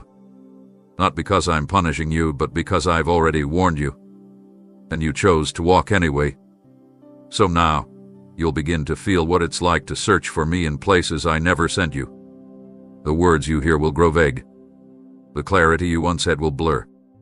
Not because I want you confused, but because you insisted on filtering my instruction through your preferences. I will not repeat what you refuse to obey. I will not remain where you ignore what I've already made clear. And now, I must let your pursuits show their emptiness. I must allow you to climb the ladders you've built in your own strength, not to mock you, but to let you see the height is meaningless without me at the center. You've mistaken movement for growth, results for fruit, activity for anointing. But I measure differently. I measure depth.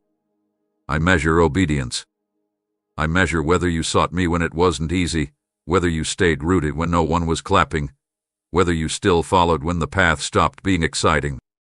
And now, because you've turned your search elsewhere, I will stop sending whispers into rooms I never blessed. You cannot find my voice while running from my will. You cannot expect revelation while dodging surrender.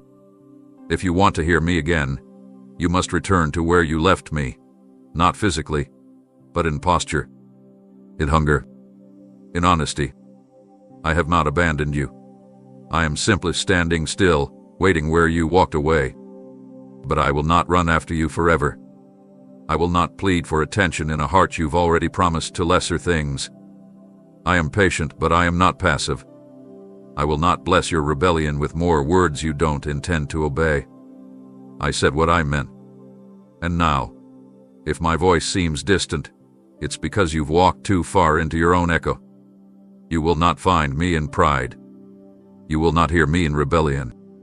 You will only encounter me again where you last bowed in truth. You've built your life around a false sense of margin, assuming there will always be more room, another day, another chance to respond. But time had been quietly closing in, not with noise, but with finality. You counted on tomorrow without realizing that every delay is not just a pause, it's a doorway closing slowly behind you.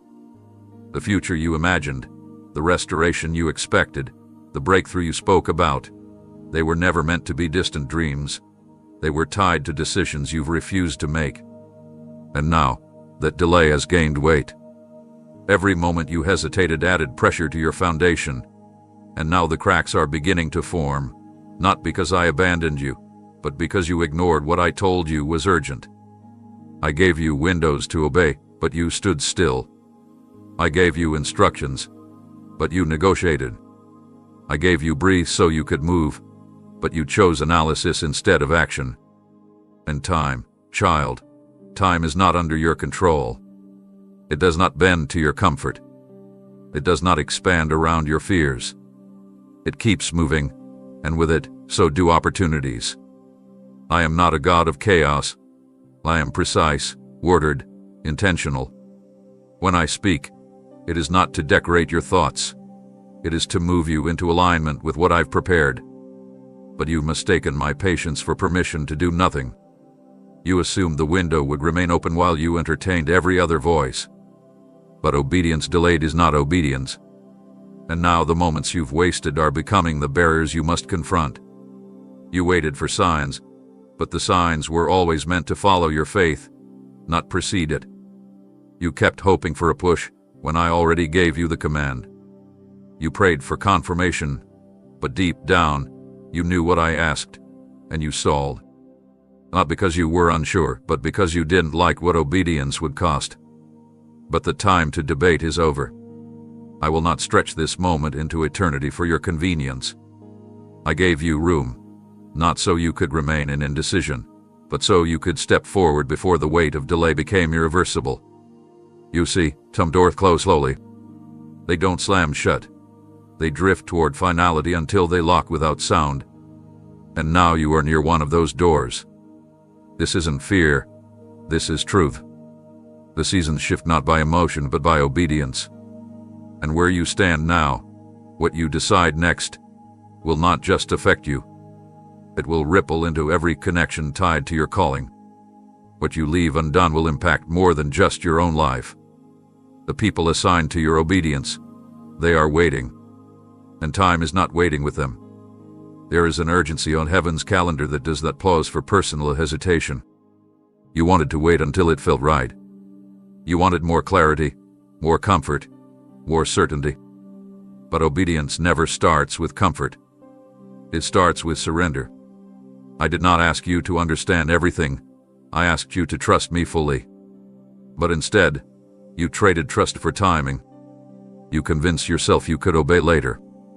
But later has become a thief, and now it's robbing you of peace, joy, and direction. And I will not let you blame me for the outcomes that result from what you refuse to confront. This is your moment to stop pretending that indecision is harmless. It's not. It is slow disobedience, and disobedience has a price.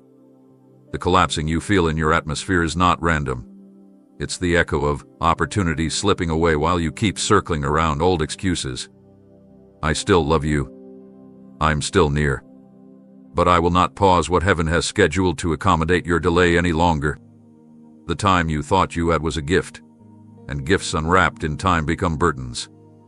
You must decide, now, if you will move with me, or if you will continue standing still while everything you were meant to step into begins to move without you. The mask you wear so carefully, the words you've rehearsed, the version of yourself you've shaped to satisfy people's expectations. It may have fooled them, but I see right through it. I've always seen the truth underneath the appearance. You know how to blend in, how to lift your hands at the right moment, how to say all the phrases that sound holy.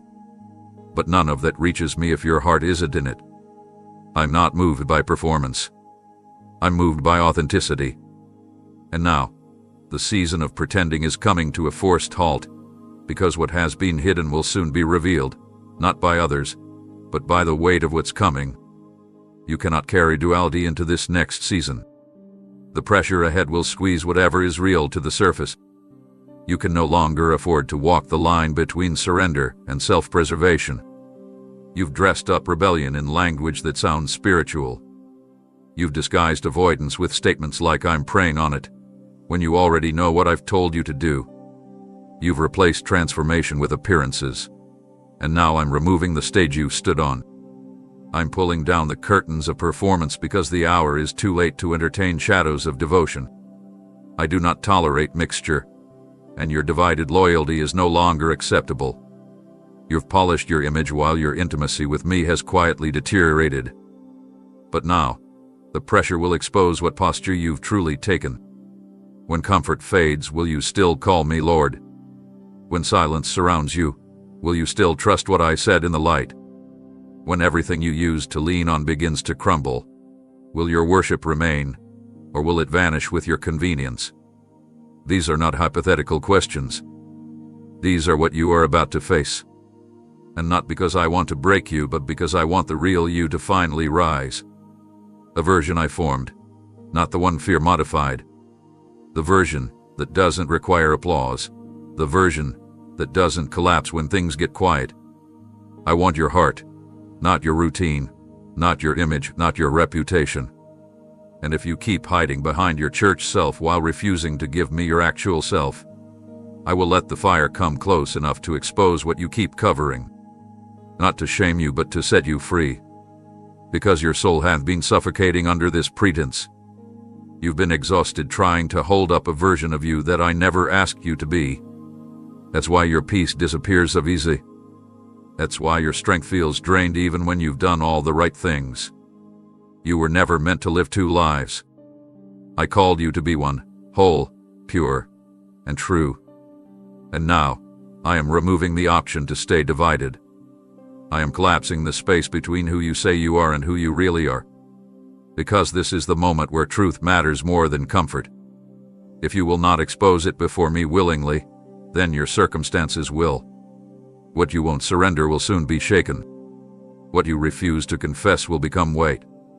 What you hide behind will fall, and when it does, your heart will be seen, and not by others but by me. I already know the truth, but I want you to stop denying it to yourself. Because I can only heal what you bring into the light. I can only restore what you stop pretending doesn't need help. So I say this not with anger, but with urgency. Drop the act. Drop the spiritual vocabulary that covers emptiness. Drop the facade that you've learned to wear so well. I am not impressed by your outward posture. I want your heart, even if it's broken, confused, weak, or wandering. Because I can work with honesty. I can transform surrender. But I will not pretend with you. And I will not let you pretend your way through what's coming next. Let the false fall away, and give me the part of you that actually wants me, not the one you've built to impress others. Because one way or another, your heart will speak. Let it speak now while there is still time to return. Every moment you postpone obedience, you unintentionally yield space to forces that do not belong in your life. Delayed surrender may feel passive to you, but in the spirit realm, it's active permission. You're not standing still, you're conceding territory. The longer you hesitate, the wider the breach becomes. You may not see it right away, but erosion always begins subtly. A crack here, a compromise there, a small decision that weakens your guard.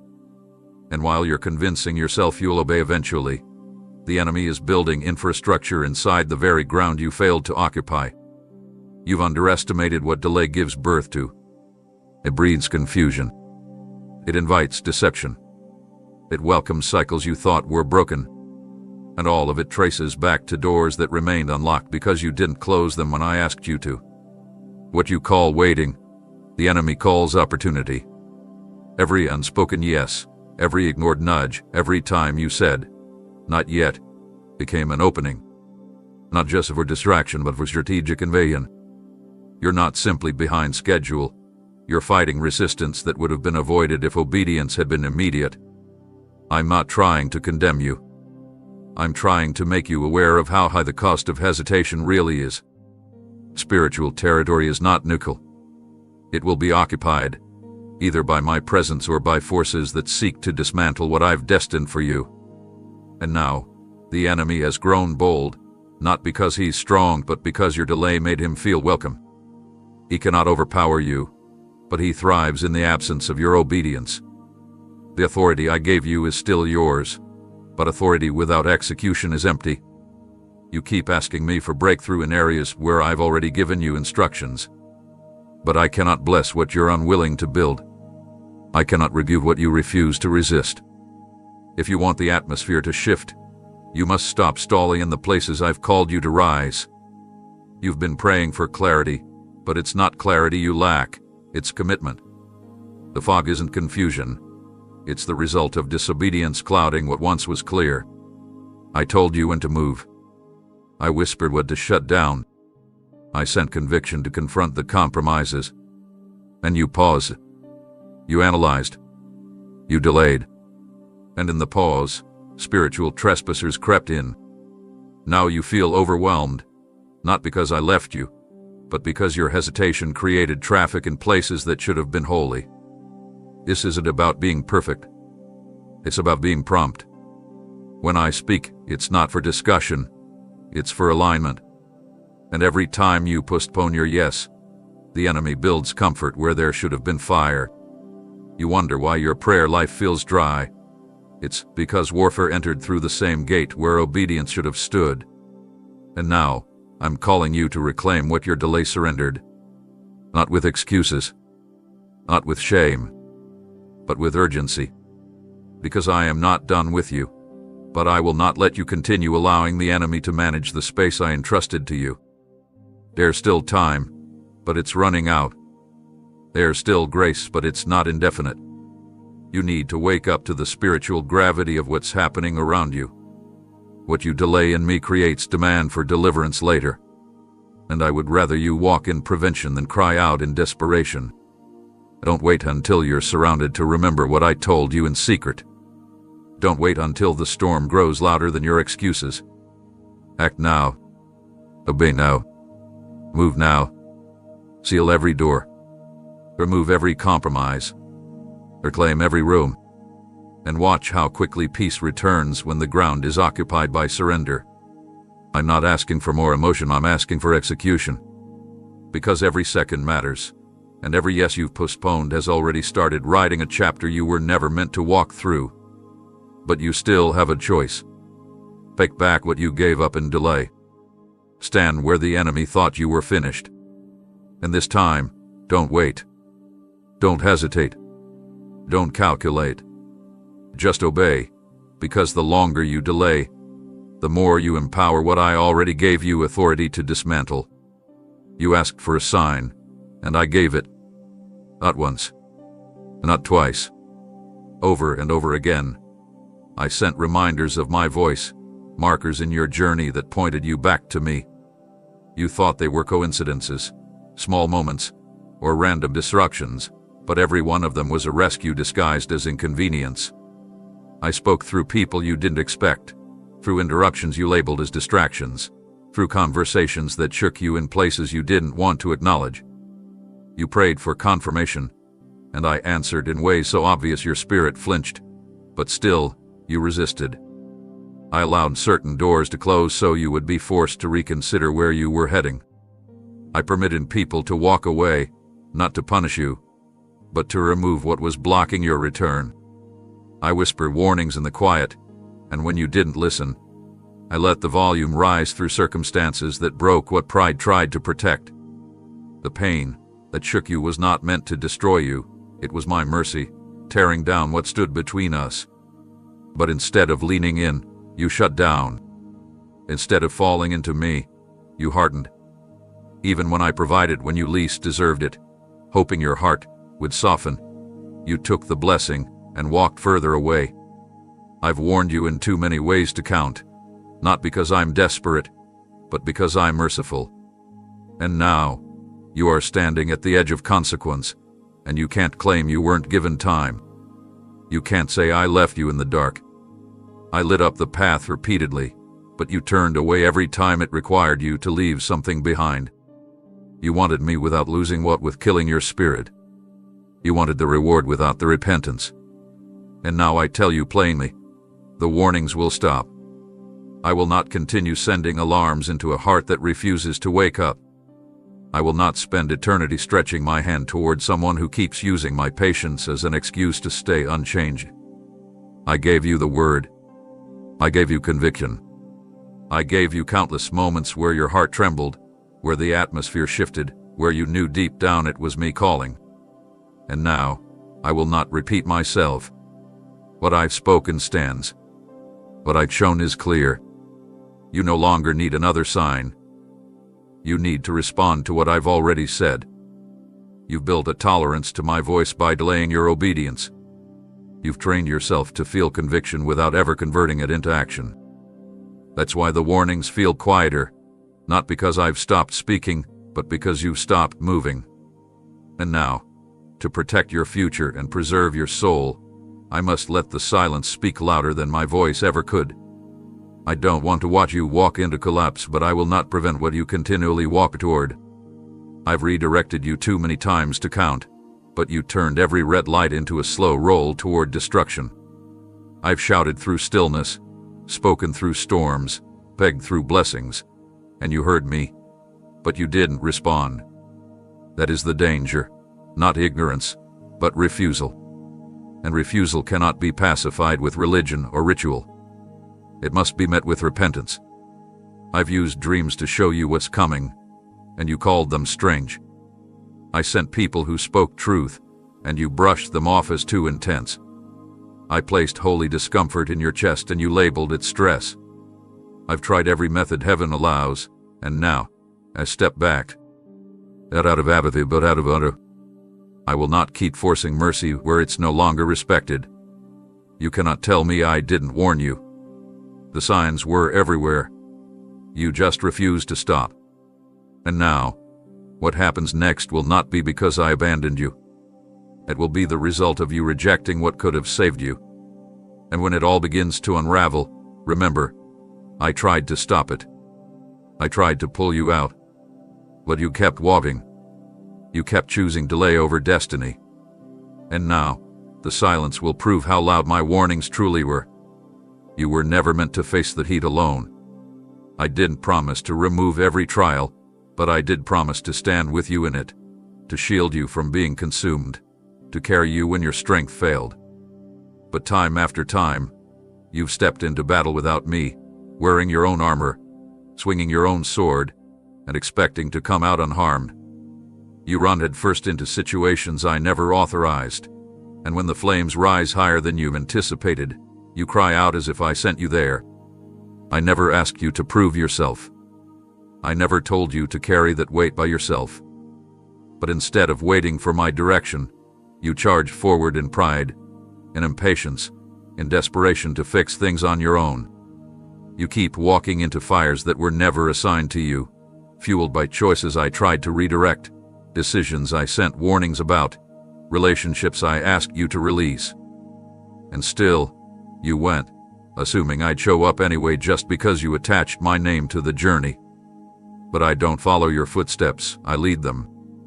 And if you continue moving ahead without listening, I will let you feel the burn of disobedience. I don't do it to wound you. I do it because the pain you feel in your missteps will teach you what my voice was trying to protect you from. I wept when you stepped into those flames. I reached to pull you back. I stirred your spirit, disrupted your plans, tried to block your access, but you forced your way in. And now you're scorched by the fallout of what your pride disguised as purpose. You thought boldness meant going fast, but boldness is obedience and not recklessness. You keep telling yourself you're being strong, but true strength is found in surrender, not in stubborn motion. I long to walk with you through this. I had strategy prepared, timing set, outcomes already written. But you were too eager to control, too afraid of waiting, too addicted to being seen as capable. And so you stepped ahead of me, carrying a weight I never asked you to bear. I would have been your covering in that furnace. I would have been your clarity in that chaos. But instead, you chose independence and called it faith. Now you're tired, burned, confused, not because I didn't come through, but because you didn't wait for me to move. You cried for relief, but ignored the route I laid before you.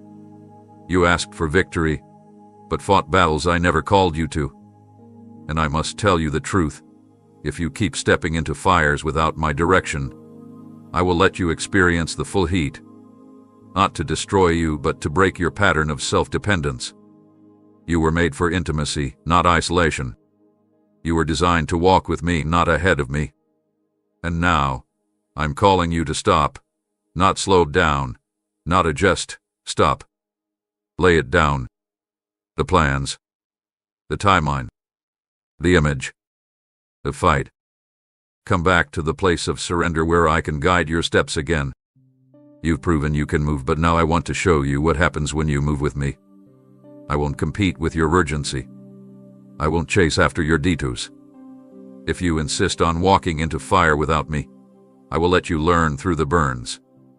But if you turn now, If you drop the pride, the rush, the independence, I will meet you again, not with shame, but with strategy. I will take what scorched you and use it to forge wisdom. I will walk with you through what you were never supposed to face alone, and turn it into a testimony that doesn't glorify your pain, but my faithfulness. But the next step must be different. It cannot be yours alone, because if you walk into another fire without me, I will not interfere.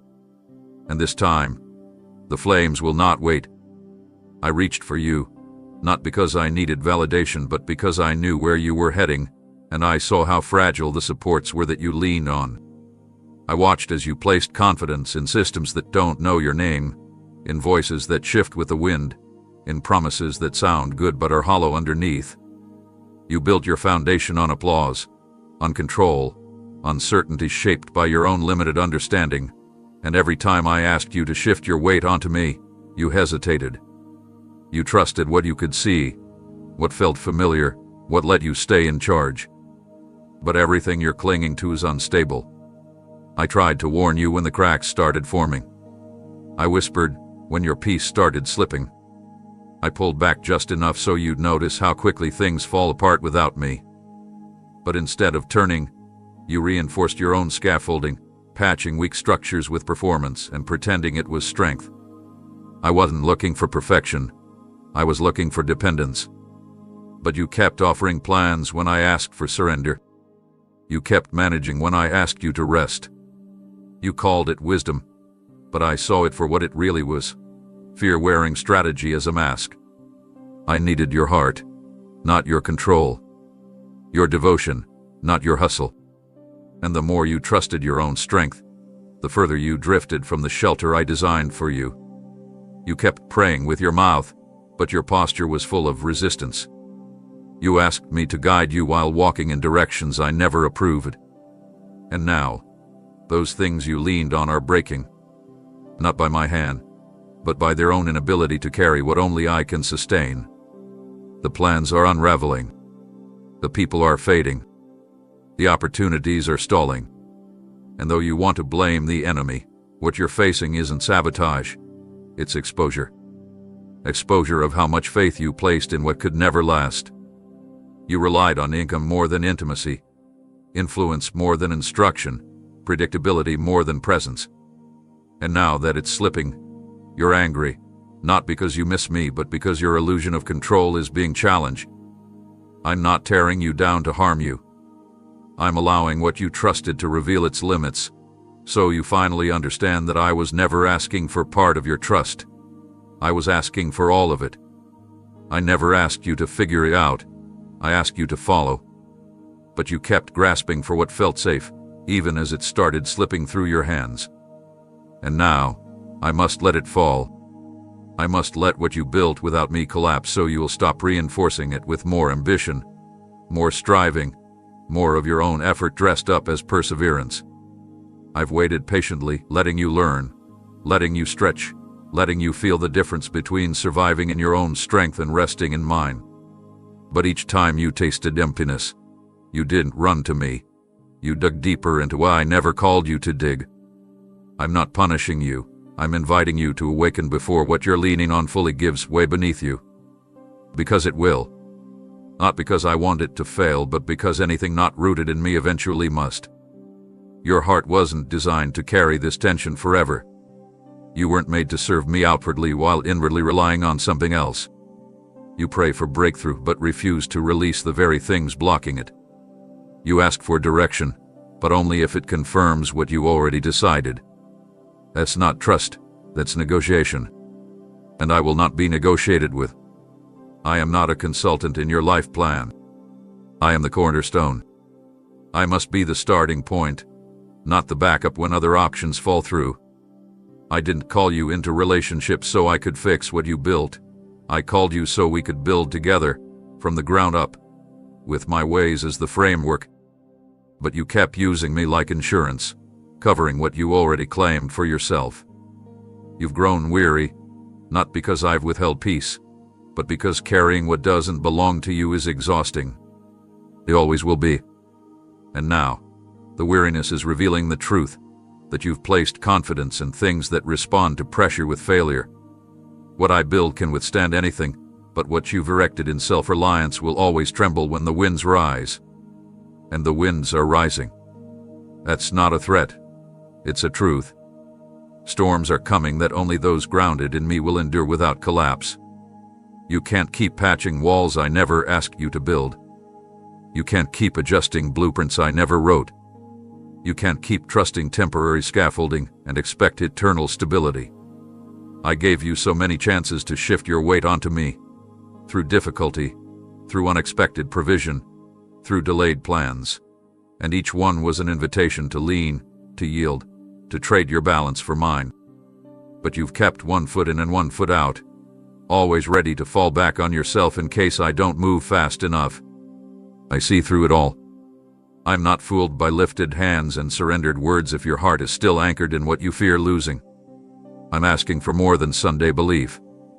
I'm asking for weekday dependence. I'm asking for midnight trust when everything feels uncertain and no one is watching. That's where true faith breathes, not in perfect outcomes but in imperfect obedience. And now, I'm calling you out of this double-minded living. I'm not angry, I'm grieved. Because I've watched you carry burdens I was ready to take. I've seen you cry in silence, refusing to drop the weight because you're still hoping you can manage it. But I never asked you to manage, I asked you to release. If you let it go, I will teach you to walk again. If you admit your trust has been misplaced, I will show you what real freedom feels like. But the longer you stay in this divided place, the more vulnerable you become to collapse, not from an attack, but from your own design. Come back to the place where I'm not just your safety net, but your center. Let me hold what breaks you. Let me carry what you've outgrown. Because the next step I require from you will not be possible until your trust is placed fully where it always belonged, in me alone. You're exhausted not because you're under attack, but because you've been fighting to keep alive something I've been calling you to lay to rest. You defend it like it's your lifeline, but it's become your chain. You justify it with logic, sentiment, and past sacrifices. But I see straight through the reasoning. I see the fear underneath, the hidden corners you don't speak about, the inner vows you made in moments of pain that now rule over your decisions like silent dictators. You've convinced yourself it's necessary, that letting go would equal failure or waste. But I'm telling you, it's the very thing keeping you from the fullness you cry out for in secret. What you protect is bleeding you slowly, draining your spirit, fogging your discernment, numbing your joy. And I've sent warning after warning, not to shame you but to save you. Still, you insist on covering it with spiritual words and calling it faithfulness, when in truth, it's fear of change, fear of exposure, fear of the unknown. You're not loyal to my voice, you're loyal to your comfort. And that comfort is costing you everything. I never asked you to fight for what doesn't have my blessing. I didn't assign you to preserve what is decaying. I called you to walk in freedom, and freedom always required loss. You cannot receive what I've prepared if your hands remain full of what I've already asked you to surrender. And yes, I know it hurts. Yes, I know you've invested tears, time, and your heart into this, but when something becomes an idol, even your tears can't justify keeping it. When you defend dysfunction in the name of endurance, you're not operating in strength, you're living in deception. You think you're being faithful, but you're really afraid of the silence that follows surrender. You've attached your worth to something I never meant to define you. And now, every time I ask you to release it, you recoil, because you've confused the object with your identity. But I need you to understand. I'm not trying to take from you. I'm trying to free you. I'm not cruel, I'm holy. And what's holy cannot coexist with what you refuse to examine. I've whispered gently. I've allowed the discomfort to rise. I've blocked doors, removed people, dried up provision, not to destroy you, but to show you this path is leading nowhere good. Yet instead of asking me what to cut, you doubled down on protecting what is slowly destroying your inner life. You've even begun calling my boundaries attacks, calling my discipline delay, calling my correction rejection. But child, I am not rejecting you. I'm rescuing you. Rescuing you from cycles that have enslaved generations in your lineage. Rescuing you from the weight of performance. Rescuing you from agreements you made with survival, agreements that no longer serve who you are becoming. The voice you're ignoring is the same voice that formed you in the womb. And if I, your creator, am saying to let it go, then who else's opinion will you trust more than mine? If you keep clinging, it will cost you access to what you've been begging me for.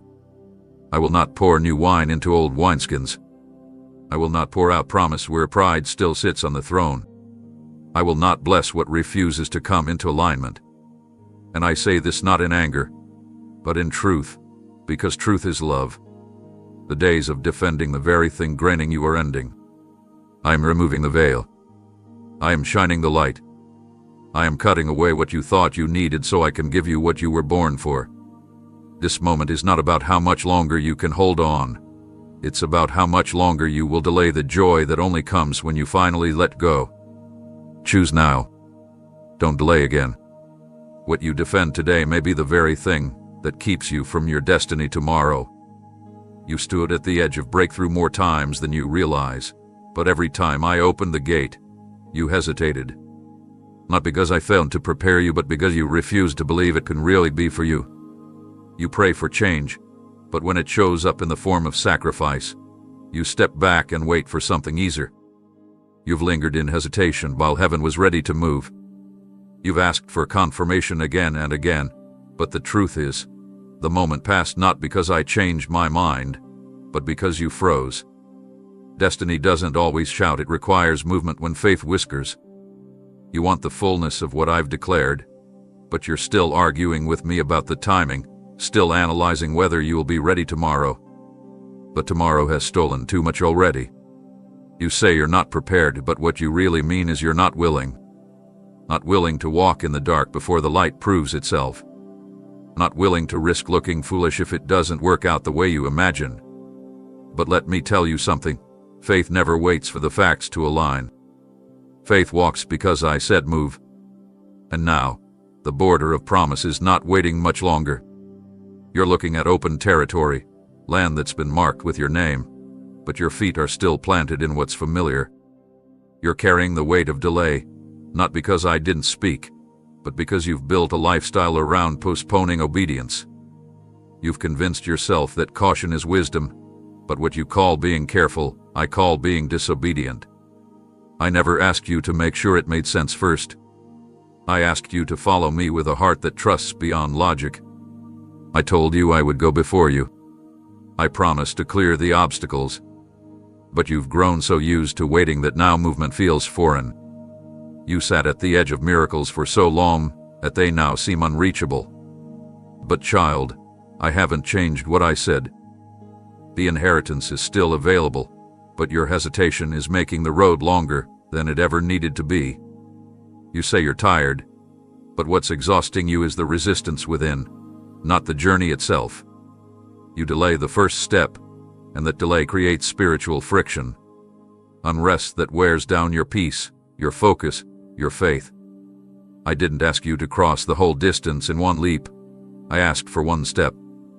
And that step, delayed too long, becomes disobedience dressed as indecision. You've been circling mountains you were meant to leave behind. You've repeated cycles that should have been broken. And now, I tell you clearly, I will not leave the promise waiting forever. If you will not walk forward, I will raise up others who will.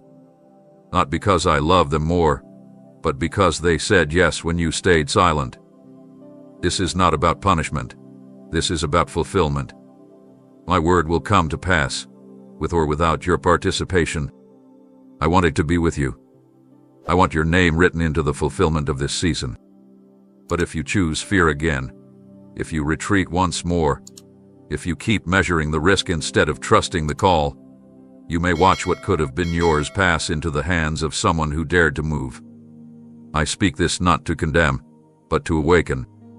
You still have a moment to respond. You still have time to rise. But that window is not endless. Destiny has rhythm. and that rhythm has now reached a breaking point. If you don't respond to what I've already made clear, you will miss what was tailored for your life. I'm not saying this to pressure you. I'm saying it to spare you from regret. Don't wait another hour. Don't demand more signs. You don't need more clarity. You need more courage. Step into the place I marked out for you. Cross the border. The land is still waiting. But I will not keep the gate open while you build more excuses. It's open now. Will you finally walk? There comes a moment when my voice must grow quiet, not because I no longer care, but because pleading with you will only further your delay. I've spoken gently. I've sent confirmations. I've placed signs along your path and stirred your heart in private. But you've continued to hold tightly to situations I've already pronounced closed. You cling to memories like anchors, refusing to acknowledge that some doors are sealed by my mercy, not your mistake. I've told you it's over. I've told you it was not your portion. I've told you that relationship, that environment, that attachment was never built to endure the weight of your calling. Still, you hold on, hoping that your effort will reverse what my wisdom has already severed. I cannot bless what I've already removed. I will not empower what I've already deconstructed. And if you continue to grasp what is lifeless, you will drain yourself trying to resurrect what I buried for your protection. There's a difference between loyalty and bondage. There's a line between faithfulness and foolishness. And I tell you now, you are walking dangerously close to a place where I must step back, not because I've stopped loving you, but because love will not override your will. If you insist on keeping dead things alive, I will not compete for your attention. I do not beg. I invite. I do not chase rebellion. I lead those who follow. And you, my child, are standing at a divine crossroad, not between good and evil, but between surrender and self-preservation. The longer you delay releasing what I already rejected, the more distant my next instruction will feel. Not because I'm hiding, but because you filled your heart with so much noise, there's no space left for direction. I am not one voice among many. I must be the only voice that governs your yes. You say you want clarity, but clarity cannot enter a heart obsessed with keeping control. You say you want peace, but peace is not the absence of consequence. It is the presence of alignment. And you, beloved, have misnamed your unrest. You've been calling it an attack when it's really my spirit refusing to let you settle where you don't belong. I have a future for you. Yes, one that's overflowing with meaning, purpose, restoration, and divine impact. But it cannot be reached while you are dragging the baggage of unfinished chapters behind you. You want resurrection, but you're still mourning what I never asked you to grieve. You want movement, but your grip is tighter on the past than it is on my promise. And so, here is the line I draw today. You must decide whether you will stay with what is known or move with me into what is next. I will not wait for you to circle around indecision any longer. I will not pause the movement of heaven while you rehearse what could have been. The time for remembering is over. The time for stepping forward is now. I'm calling your spirit to attention.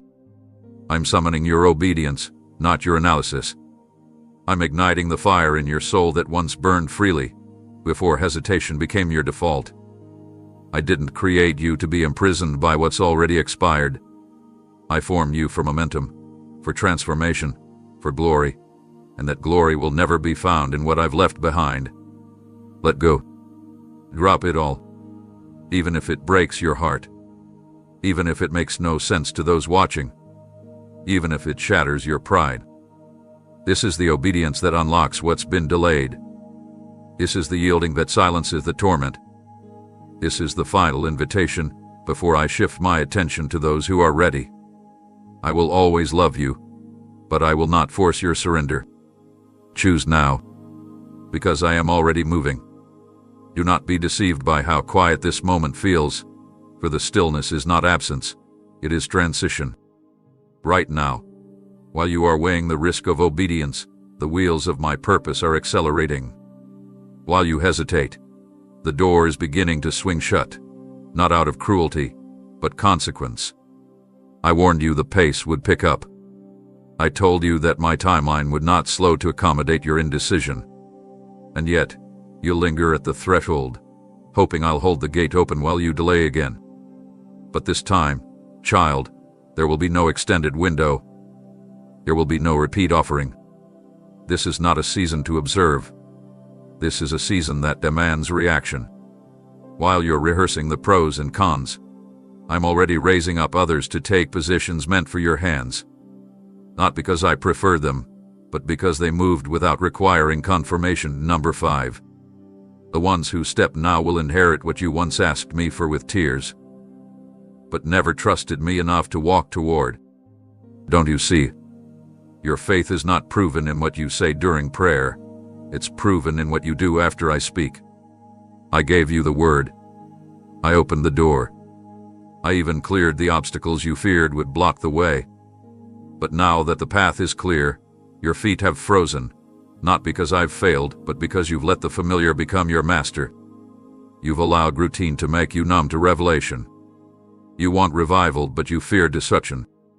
You cry out for increase, but still embrace comfort like it's your security blanket. But I do not move where comfort reigns. I move where courage dares to rise. And right now, I'm separating the ones who only admire my power from the ones who are willing to carry it. This is not about feelings anymore. This is about response.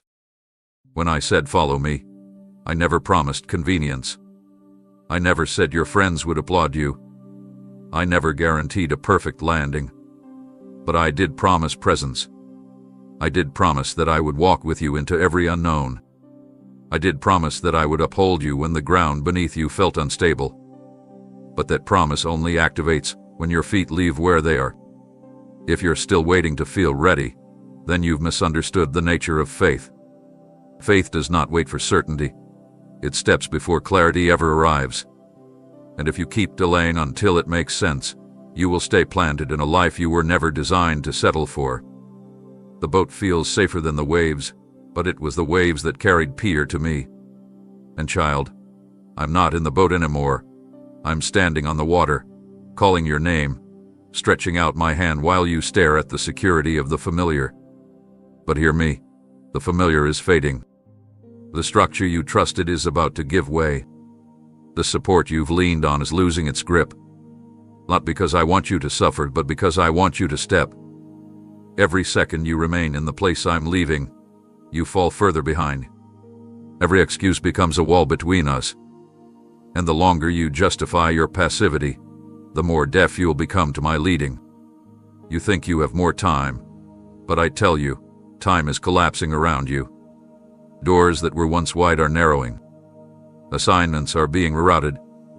Anointings are shifting. Mantles are transferring. And I won't wait for you to catch up if you choose paralysis again. I'm moving forward, with or without you. My mercy is eternal, but my moments are not. And this moment, right now, is pregnant with purpose that will not pause. Decide. Move. Obey. Or watch the opportunity that had your name on it pass into the hands of someone who did need another sign, only a command. Do you not understand that this hour is sacred, that I am orchestrating a handoff of authority, influence, and assignments at a divine pace, and only those who respond without hesitation will grasp what is being poured out? I am not scattering crumbs. I am releasing mantles of governance in the spiritual realm, keys that unlock generational impact, blueprints written in heaven for this very window in history. But these are not given to the curious. They are entrusted to the bold, to those who don't require the full staircase to take the first step. I am choosing builders, intercessors, pioneers, carriers of my fire, and I am moving fast. I have observed the hearts that tremble yet still advance. I have watched the few who said yes while still wiping tears from yesterday's battles. That are the ones I will trust with the weight of what I am about to unleash. Because they did not wait for ideal conditions. Because they heard my whisper and obeyed before the thunder rolled. Because they didn't argue with timing. They aligned with it. You, child, have been circling around readiness instead of walking in obedience. You've mistaken analysis for wisdom and fear for discernment. But I don't require your confidence. I require your commitment. What I'm releasing cannot wait until you feel qualified. If qualifications were the standard, David would have remained in the field. If perfection were the measure, Peter would have never stepped back into purpose after denial. I'm not looking for flawless. I'm looking for surrendered. And surrender isn't passive. Surrender looks like movement even when understanding hasn't arrived. The blessing you're praying for is already positioned, but it's ahead of you, not beside you. And the longer you wait to advance, the more you distance yourself from what I've assigned. You've been saying, God, if it's you, open the door. But I already have. The threshold is right in front of you, and your foot is the missing part of the equation. If you delay any longer, I will hand that key to another, not as punishment, but because I cannot risk sacred strategy being held by someone unwilling to walk when I speak. This is a divine transaction, and time is part of its structure. What is meant to activate now will not activate in a year. The oil prepared for this moment will remain in its vessel forever. The cloud is shifting. The fire is moving. And if you refuse to follow, you will find yourself staring at a barren land that once pulsed with potential. I will not plant my seed in soil that chooses comfort over cultivation. And though I grieve the choices that keep you stuck, I will not allow disobedience to halt what I've declared over this generation. I'm looking for movement, not maintenance. I'm looking for obedience, not observation. You can no longer stand still and expect me to remain where you last felt me. My presence is moving toward places your feet have not touched. And I'm calling you to trust me enough to follow without the whole map.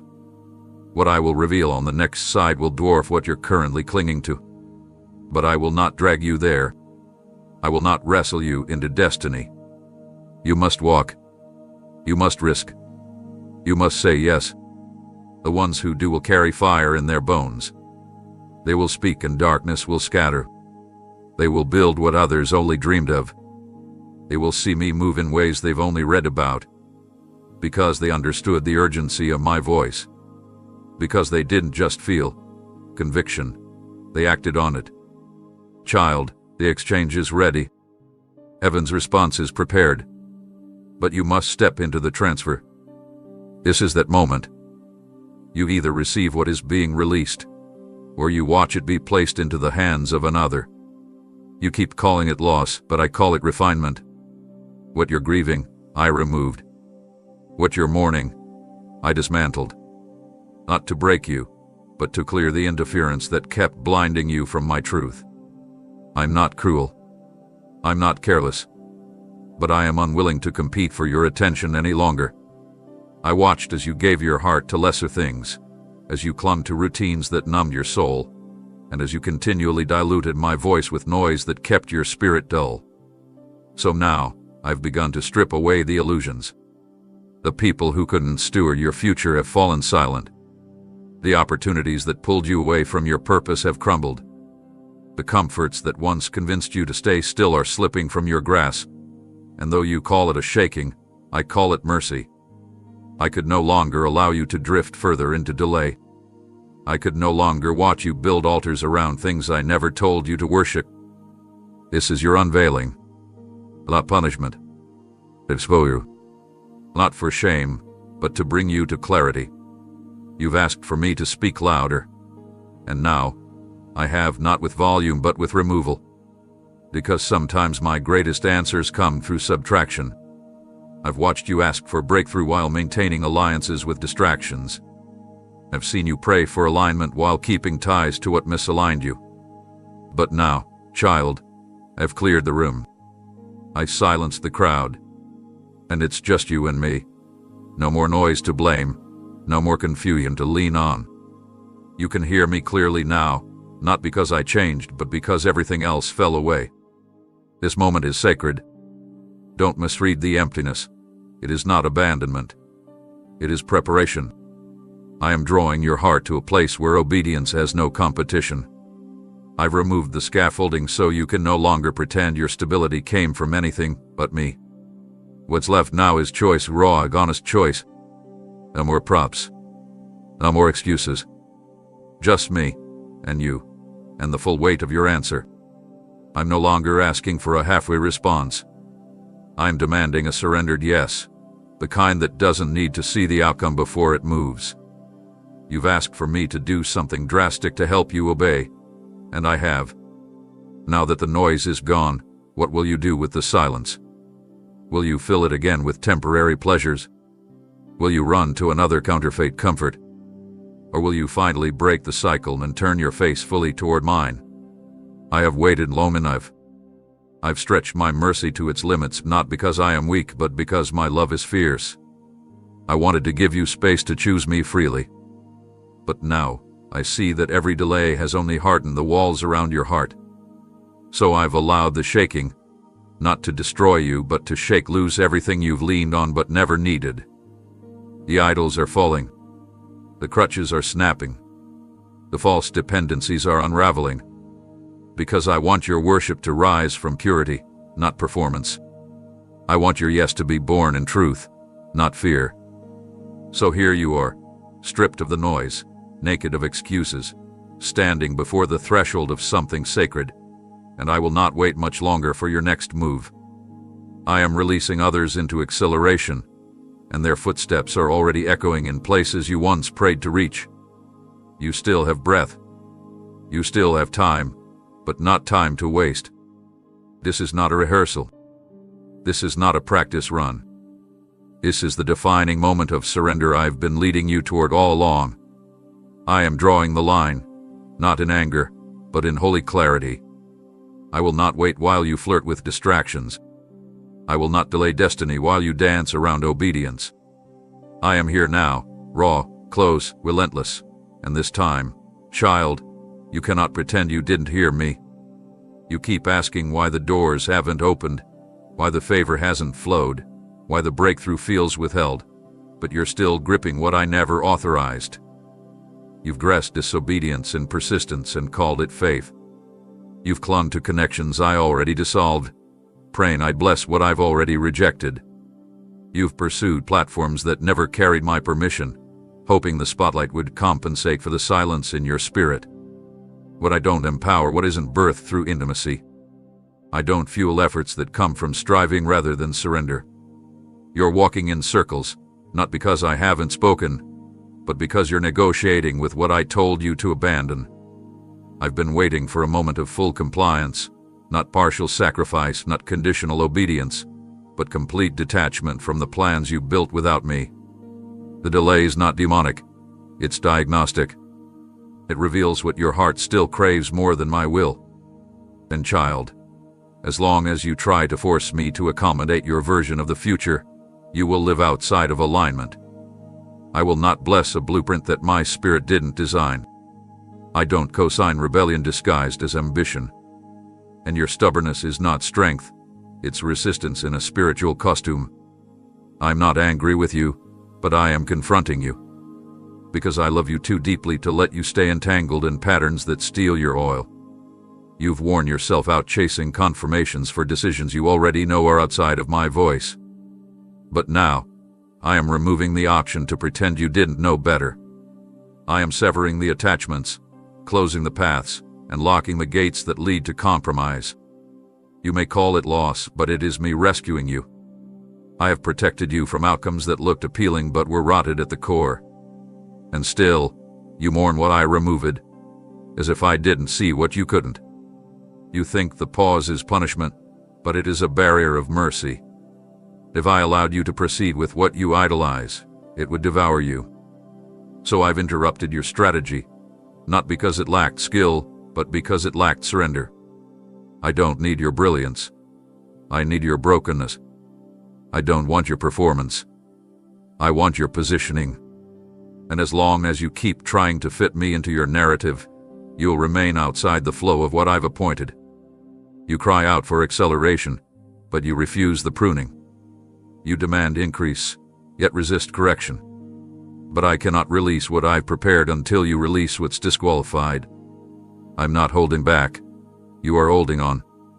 You say you trust me, yet you argue every time I ask you to let go.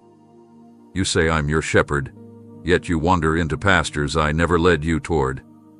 I am not confused about your calling, but I will not force you to step into it while your loyalty belongs elsewhere. This is the moment where truth meets decision. No more delays blamed on circumstances. No more waiting on another prophetic word. You've already heard me. You've already sensed me. And now, I need your response. Not later. Not after you see results. But now, in the middle of your wrestle.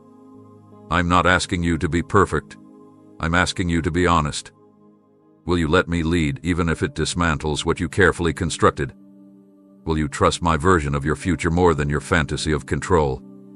If not, I will pass the mantle to one who says yes with open hands. Not because I'm discarding you, but because my purpose will not be held hostage by delay. Choose now. Surrender now. Because the next move of heaven will not wait for you to feel ready. It's already in motion, and the only question left is whether you'll step into it or stand in the ruins of your resistance. Amen.